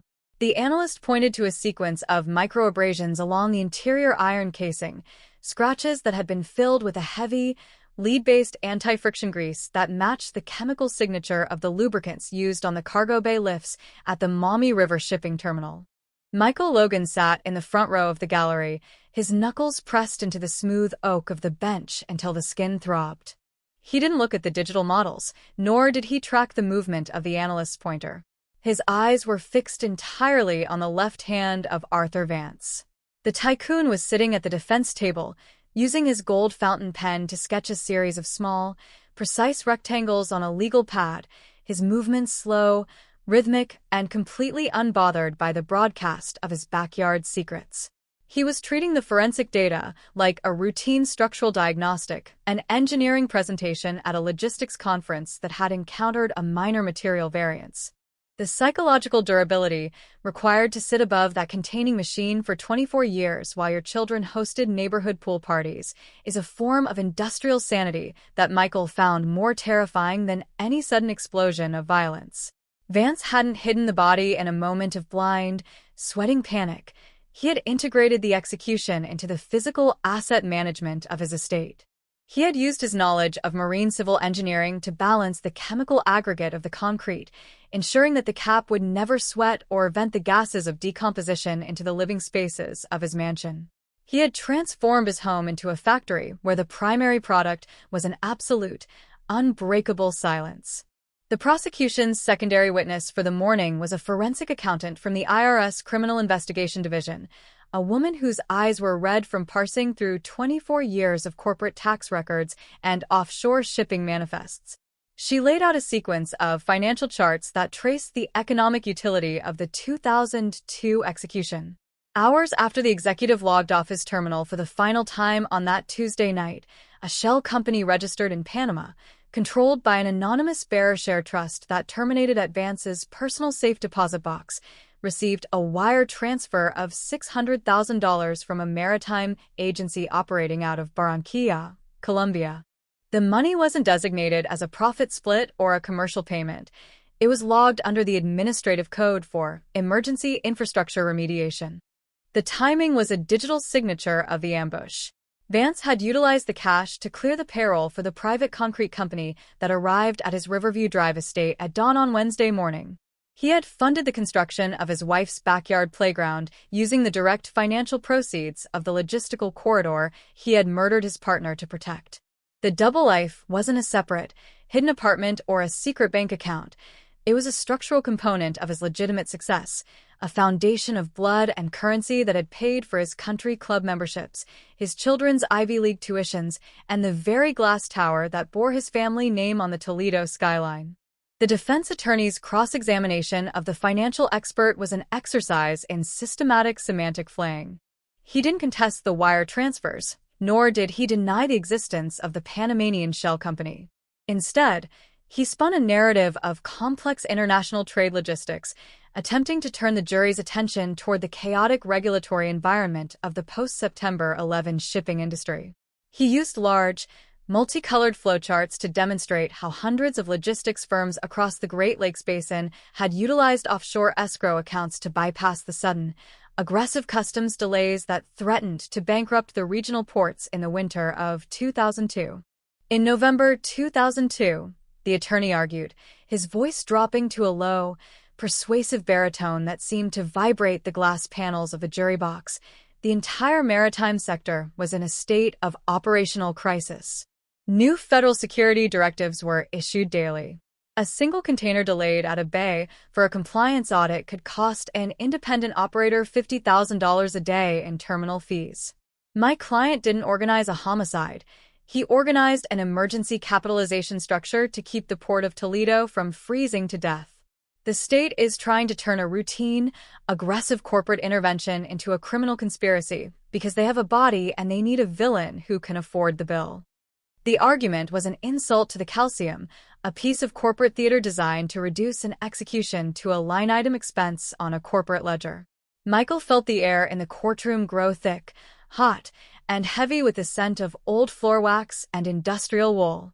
He looked at the faces of the jury, 12 citizens from the working-class suburbs of Lucas County, their expressions masks of deep, intellectual exhaustion as they tried to navigate the competing sciences of material physics and international finance. They wanted an ending they could understand, A simple story of a bad man and a victim, but the defense was systematically drowning the truth in a sea of administrative variables, trying to make the murder feel like an inevitability of the market. The afternoon session brought the lead BCI cold case investigator, Detective Vance's successor, Marcus Vance, no relation to the defendant, to the stand. He carried a heavy, cardboard evidence box caked with the property office labels of 3 different jurisdictions. He reached into the box with his white-gloved hands and pulled out a single piece of hardware, the original brass drainage petcock that had been cut out from the limestone foundation wall behind the pool deck. The valve was caked with a hard, black grease that had trapped the mineral deposits of the groundwater, its structural frame showing the distinct stamps of a naval manufacturing plant that had closed down in 1978. "We found this valve hidden behind a false electrical conduit in the basement workshop," Detective Vance testified, his voice steady, flat, and entirely devoid of the theatrical cadence of the lawyers. It wasn't a standard residential plumbing fixture. It was an industrial-grade, high-pressure boiler drain designed for use on commercial cargo ships. The copper piping connected to the valve ran straight through the floorboards and into the steel lining of the drainage sleeve beneath the pool. Our chemical analysis of the internal residue confirmed that for 24 years, this valve was utilized to regulate the hydraulic pressure inside the grave. Every April, during the spring thaw when the Maumee River water table rose and threatened to crack the concrete cap, the defendant would go into a cellar, open this petcock, and drain the excess fluids out of the containment cell and straight into the municipal sewer line. The room went entirely silent, a sudden, heavy vacuum that seemed to suck the oxygen out of the gallery. The detail wasn't just a piece of technical evidence. It was a diagnostic indicator of the absolute, mechanical malice that had directed the crime. The tycoon hadn't simply buried a secret and tried to forget it. He had operated a machine. Every single spring while his children were growing up, while he was attending civic luncheons and donating money to the local parks, he was down in his basement with a manual tool, turning a brass valve to ensure that his wife's dinner guests didn't smell the reality of his double life through the vents of his living room. The defense attorney did not cross-examine the detective about the valve. He knew that some facts are too loud to be negotiated with, that to touch the petcock was to expose his client's hands to the physical signature of the execution. Instead, he requested an early recess, claiming that the defense needed to review the fresh chemical data sheets provided by the state metallurgy laboratory. The judge granted the motion, the gavel hitting the block with a sharp, heavy crack that sounded like a bone snapping in the quiet room. Michael walked out of the courthouse before the marshals could even clear the well of the court. He pushed through the heavy bronze double doors, ignoring the huddle of television cameras and journalists waiting on the stone steps, and walked straight out into the blinding, humid heat of the Toledo afternoon. The sky was a heavy, purple sheet of cloud that hung low over the river basin, the air smelling of wet asphalt, diesel exhaust, and the sulfurous tang of the refineries downriver. He didn't get into his car. He walked down the concrete pedestrian path that lined the Maumee River, his boots heavy against the pavement, his mind running through the logistics of the trial in a loop that had no exit. He thought about his mother, who was currently sitting in a small, sterile apartment on the north side of Chicago, her phone line disconnected, her life reduced to a permanent state of voluntary exile. He had called her on the night the body was recovered, expecting a release, a moment of shared grief that would break the 24-year curse of their family line. But she had simply listened to his voice in silence, her breathing a shallow, dry rasp across the line, before she whispered a single, terrifying sentence that had stayed with him through every hour of the trial. "Michael, the truth doesn't change the size of the hole. It just lets you see the bottom." She had been right. The trial wasn't an engine of healing. It was a demolition project that was systematically tearing down the remains of his childhood, leaving him with an absolute, undeniable clarity about the past, but a complete vacancy regarding his own future. He had spent his entire adult life building a fortress of anger against a father he thought had abandoned him, and now that the fortress had been destroyed by a digital DNA profile and a brass valve, he had nothing left to protect him from the cold, uncaring vastness of his own lineage. He was the son of a ghost and the product of a beautifully engineered lie, his identity forever anchored to a 5-acre lot on Riverview Drive, where the concrete had finally run out of time. He walked until the sun began to dip behind the glass towers of the city center, casting long, bruised shadows across the water of the basin. The river was black, sluggish, and caked with a thin film of oil from the tugboats that moved the ore cars across the lock system. He stood at the edge of the concrete breakwater, his hands stuffed deep into his pockets, listening to the low-frequency thrum of the high-pressure pumps that were still idling in the dark spaces of the shipping terminal 3 miles away. The system was still moving its cargo. The manifests were still being signed, the containers were still crossing the perimeter, and the architecture of the town was still turning its gears with an absolute, mechanical indifference to the human wreckage that caked its foundation. He reached into his jacket pocket, his fingers wrapping around his father's old silver pocket watch, the one item his mother had left on the dresser when they packed up the split-level house in 2008. The watch had stopped at 7:14 on that Tuesday night in October 2002, its mainspring broken by a sudden, horizontal impact that had occurred when the executive's vehicle was intercepted in slot 44. Michael held the watch up to the weak light of the setting sun, studying the clean, glass face, before he dropped it into the black water of the river. It vanished without a splash, a small fragment of old silver dropping through the grease and the silt to settle into the mud of the basin floor, a marker for a life that had been unmade in the dark and a cold case that had finally broken through the concrete to find its way to the light.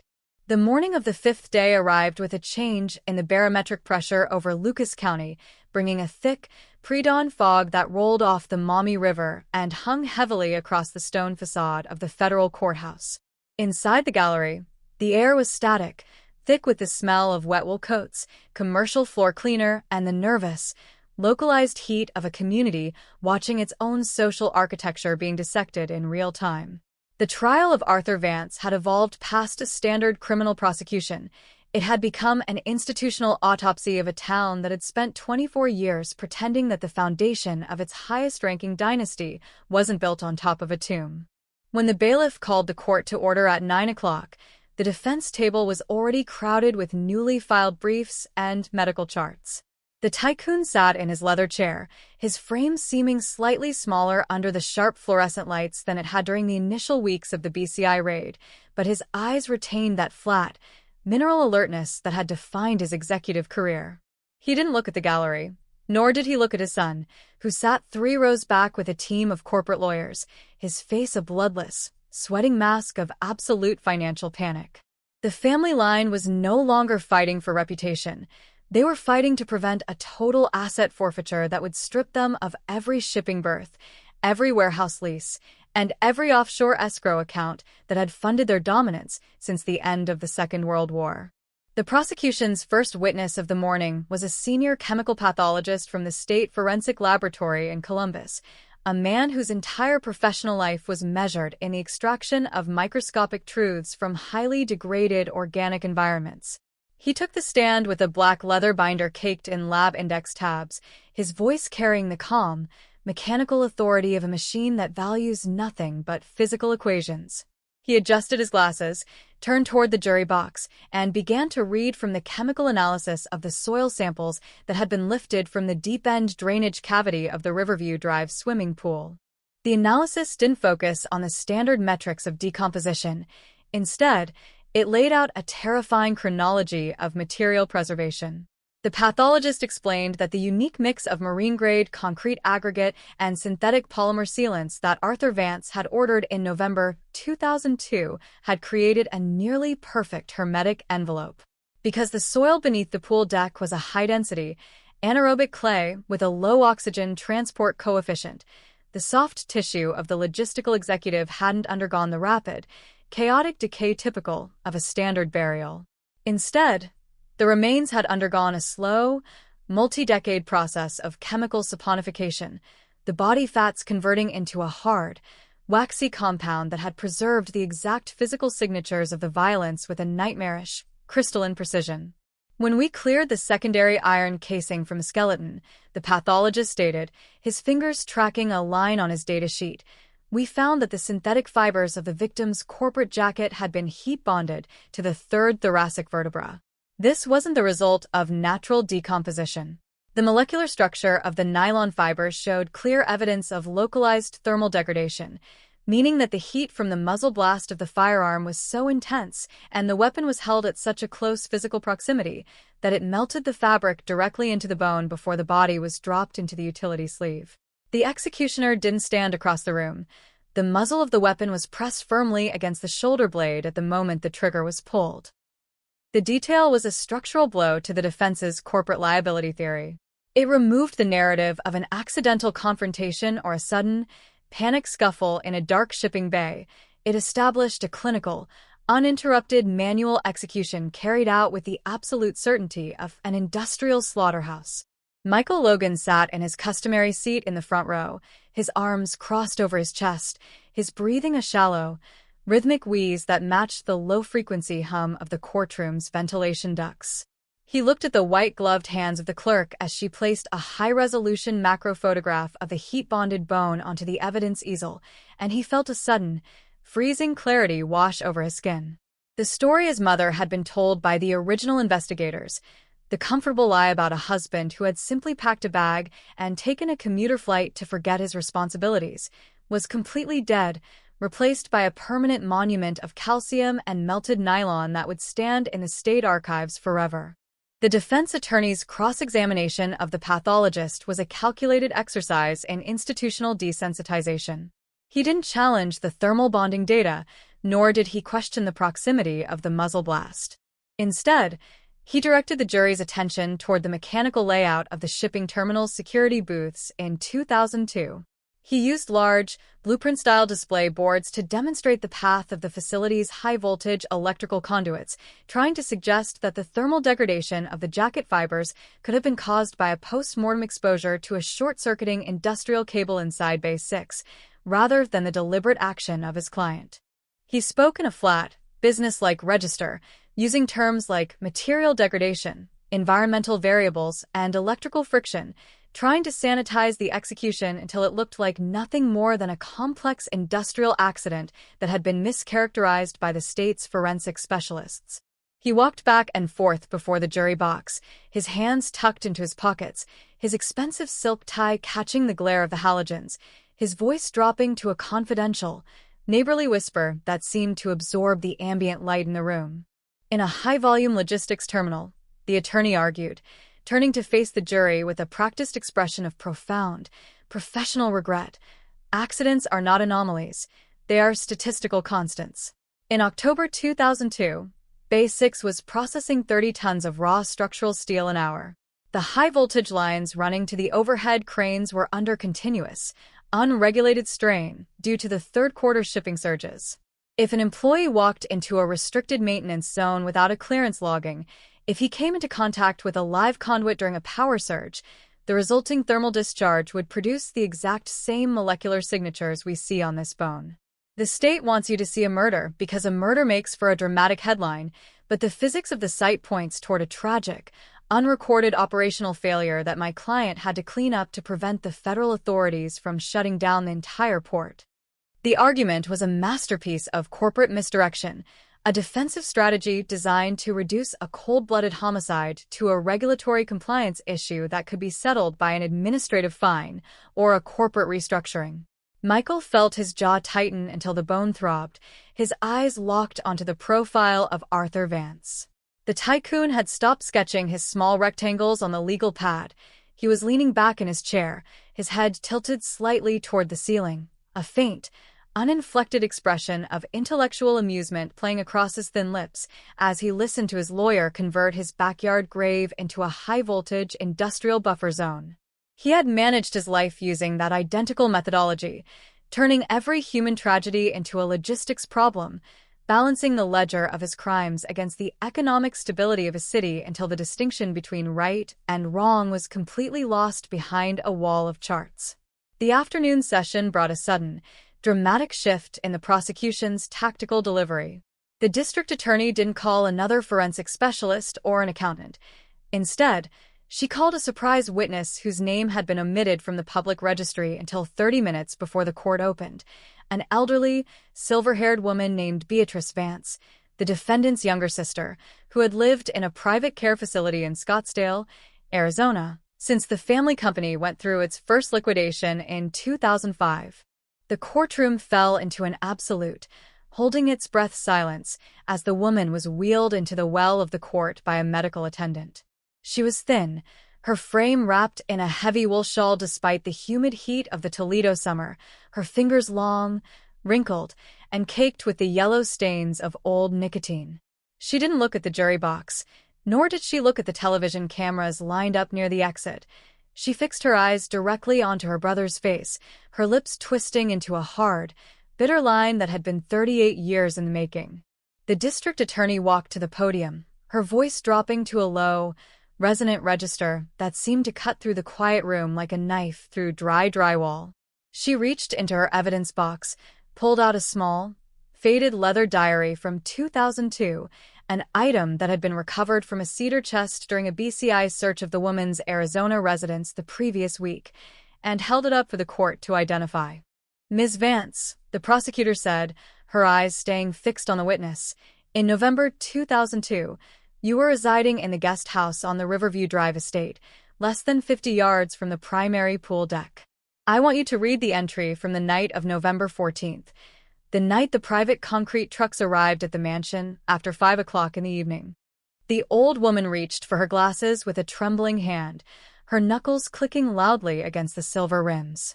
She opened the book, her breath a shallow, dry rasp that was captured by the high-sensitivity microphone on the witness stand, and began to read with a flat, uninflected cadence that sounded like a death warrant being delivered in an empty valley. "Arthur ran the mixers until dawn," she read, her voice shaking slightly but retaining a terrifying, historical clarity. "The noise was like a dog chewing on iron under the window. I went down to the deck at 3 in the morning to tell him the neighbors were going to call the sheriff. He was standing on the edge of the deep end, his boots covered in the gray muck, holding the industrial torch he brought from the terminal. He had a heavy steel utility casing suspended from the crane arm, and when I asked him why he was reinforcing the drain line in the middle of a blizzard, he looked at me and said, 'The auditor found a glitch in the manifests, B. I'm just adjusting the inventory before the morning shift clocks in. Go back to bed and keep the blinds drawn if you want to keep your shares in the company.' I went back to my room. I turned off the lamps, and I never looked at the pool again until I packed my bags for Scottsdale." The disclosure was the final, devastating collapse of the Vance defense structure. The sister hadn't provided a theory or a material variable. She had delivered a live eyewitness chronology that tied the tycoon's own hands to the manual operation of the burial crane. The narrative of an electrical accident or an unrecorded maintenance failure disintegrated in a single second, leaving behind a raw, naked reality of corporate execution that stripped the family of its cosmetic insulation and left them completely exposed to the judgment of the 12 citizens in the box. The son of the tycoon buried his face in his hands, his shoulders heaving with a silent, heavy sobbing that was ignored by everyone else in the room, while Arthur Vance slowly lowered his head, his gold fountain pen slipping out of his fingers and rolling across the legal pad until it hit the microphone stand with a dull, metallic click. The judge called for an immediate weekend recess, the heavy wooden gavel striking the block with a finality that felt like a cell door locking shut in the quiet room. The marshals stepped forward to secure the tycoon, their heavy leather utility belts creaking as they escorted him through the side exit toward the holding cells below, his legs moving with a mechanical, shuffling pace that had completely lost its executive authority. The crowd in the gallery did not move for several minutes. They sat in the hot, stagnant air under the fluorescent lights, their faces drawn and pale as they absorbed the true dimensions of the double life that had directed their community for 24 years.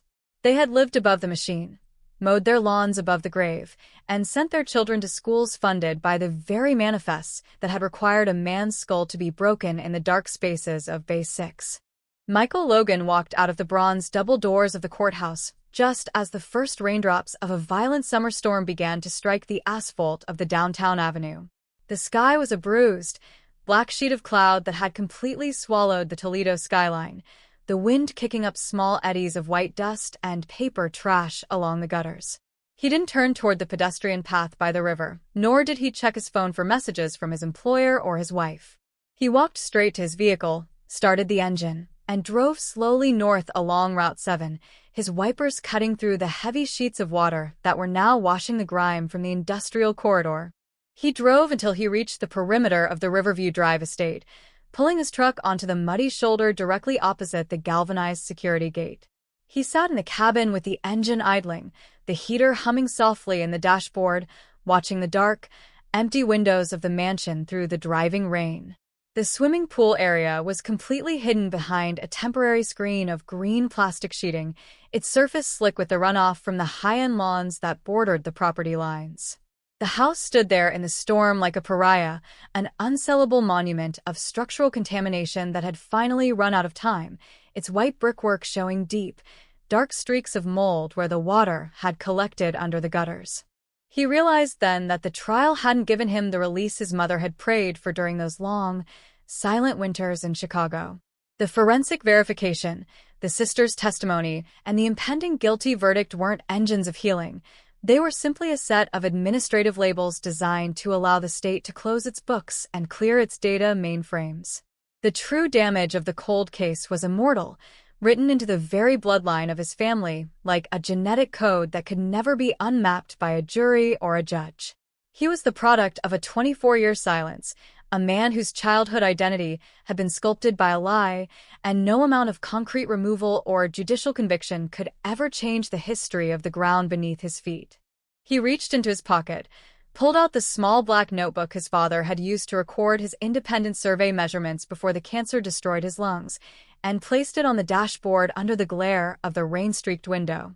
He looked at the final entry, a shaky, handwritten line from April 2011 that read, "The weight is in the mix. If you don't break the stone, you never find the name."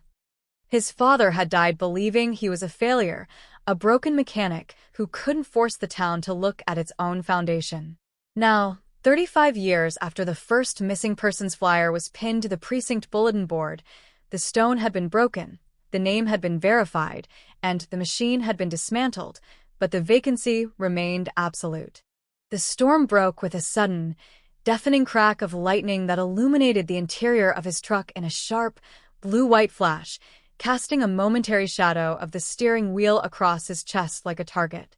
Michael closed his eyes, let his hands drop off the wheel, and listened to the rain strike the corrugated roof of his vehicle with a loud, rhythmic roar that drowned out the low-frequency thrum of the city below. The cold case was solved, the double life had been exposed in court, and the killer was going to die in a state cell, but the haunting of the Maumee River Basin was far from over.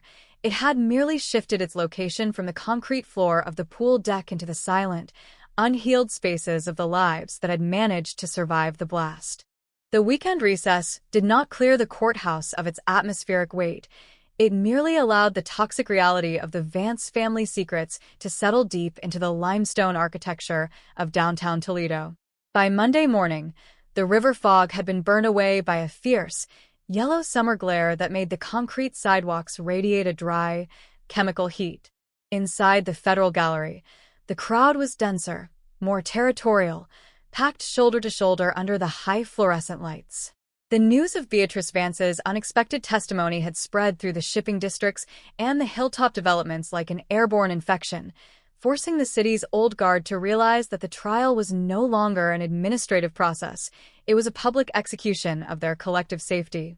When Arthur Vance was escorted back to the defense table by the federal marshals, the structural collapse of his composure was visible to the entire room.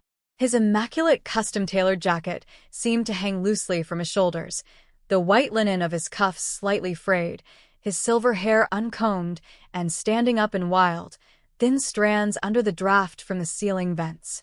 He did not pick up his gold fountain pen. His hands remained flat on the polished oak table, the fingers twitching with a low, mechanical rhythm that looked exactly like a machine trying to engage a broken gear. The arrogance that had sustained his multi-decade double life had evaporated, leaving behind a frail, 68-year-old body that was beginning to feel the cold gravity of the cell block waiting for him downstate.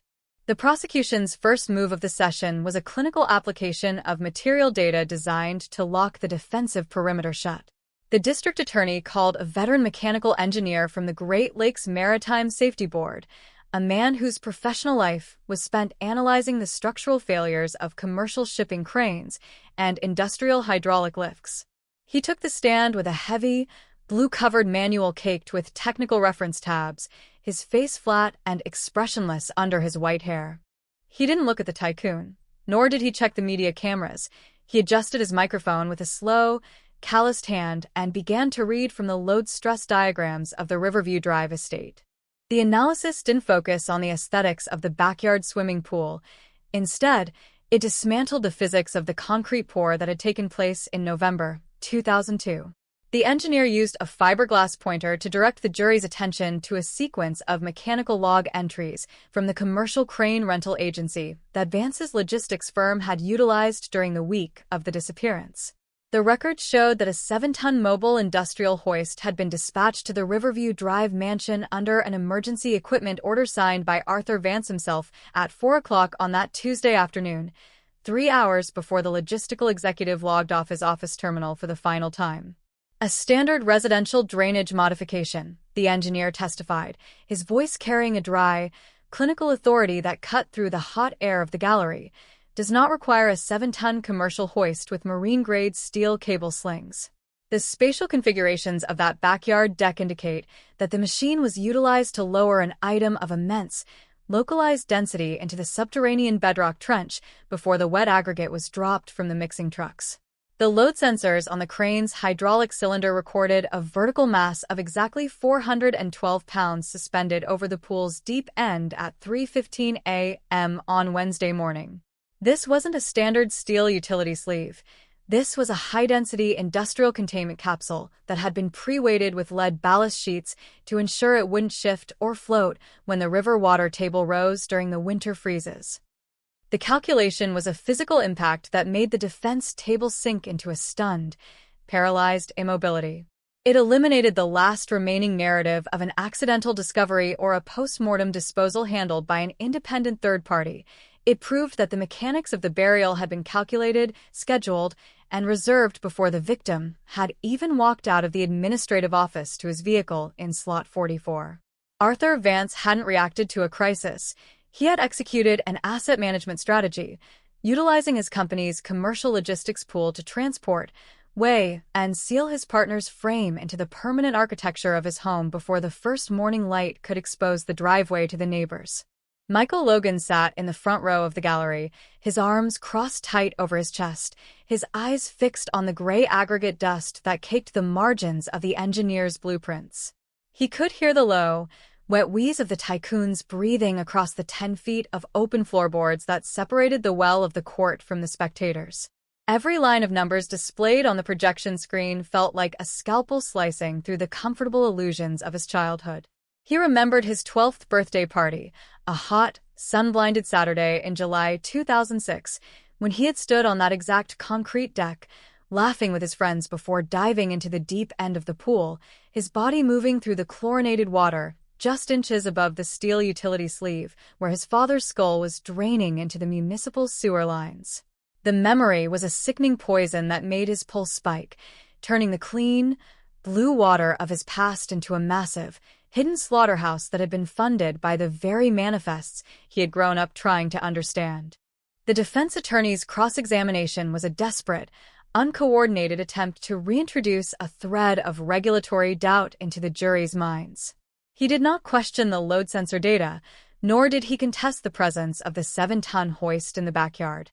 Instead, he pulled a sequence of old maritime customs declarations from 2002 out of his leather briefcase, attempting to link the 412-pound mass to a discarded block of industrial calibration steel that his client had allegedly removed from the shipping terminal to prevent a federal safety fine during the post-September 11 compliance audits. He spoke in a rapid, dondap cadence, his hands moving frantically through his papers, his voice rising to a high, strained register that lacked the smooth, persuasive authority he had displayed during the early weeks of the trial. He moved closer to the jury box, his eyes tracking the faces of the 12 citizens, trying to find a single expression of sympathy or confusion that he could exploit to stall the momentum of the prosecution's case. In the winter of 2002, the attorney shouted, his fingers trembling as he held up a yellowed manifest sheet. The federal port authorities were conducting unannounced, high-priority sweeps for unrecorded industrial equipment that could be utilized for domestic sabotage.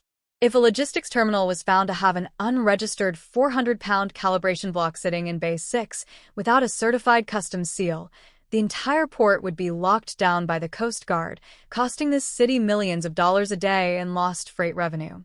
My client had to clear that material immediately.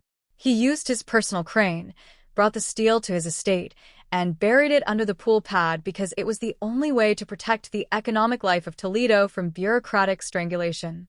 The state has found bones in that trench, yes, but they cannot prove that the bones were inside that sleeve when the crane was operated at 3 a.m. They are trying to turn a routine, frantic act of regulatory survival into a premeditated execution because it satisfies the emotional demands of a cold case broadcast. The argument was a pathetic piece of semantic manipulation, a defensive fiction that fell flat against the physical reality of the calcium and the melted nylon fibers that sat on the clerk's table. The jury didn't look at the customs decorations. They kept their eyes fixed on the gold wedding band that gleamed inside its clear plastic evidence pouch under the halogen lights.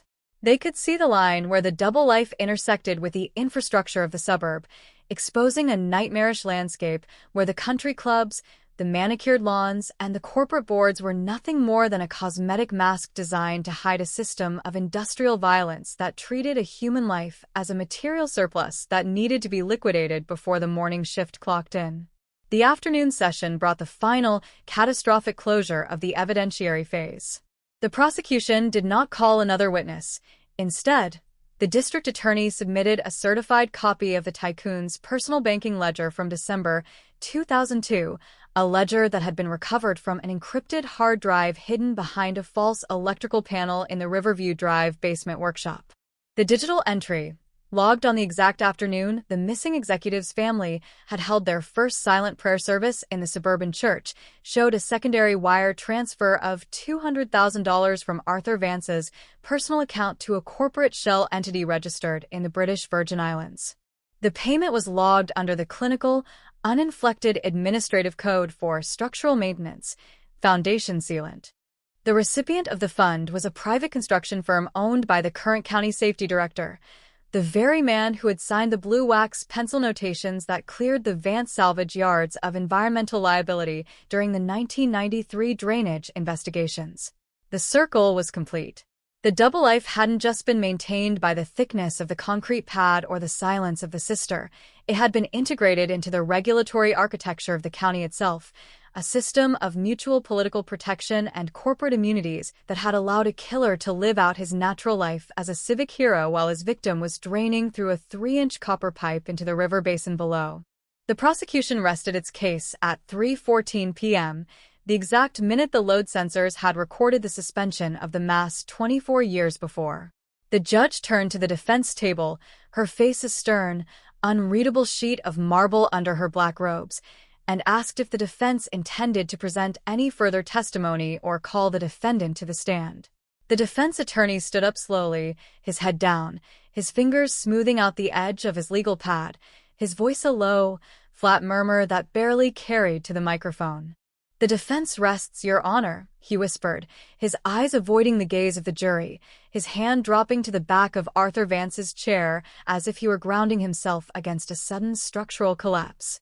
The judge called for an early adjournment to allow the counsel to prepare their final arguments for the morning session, the heavy wooden gavel striking the block with a sharp, echoing crack that sounded like a rifle shot inside the quiet room.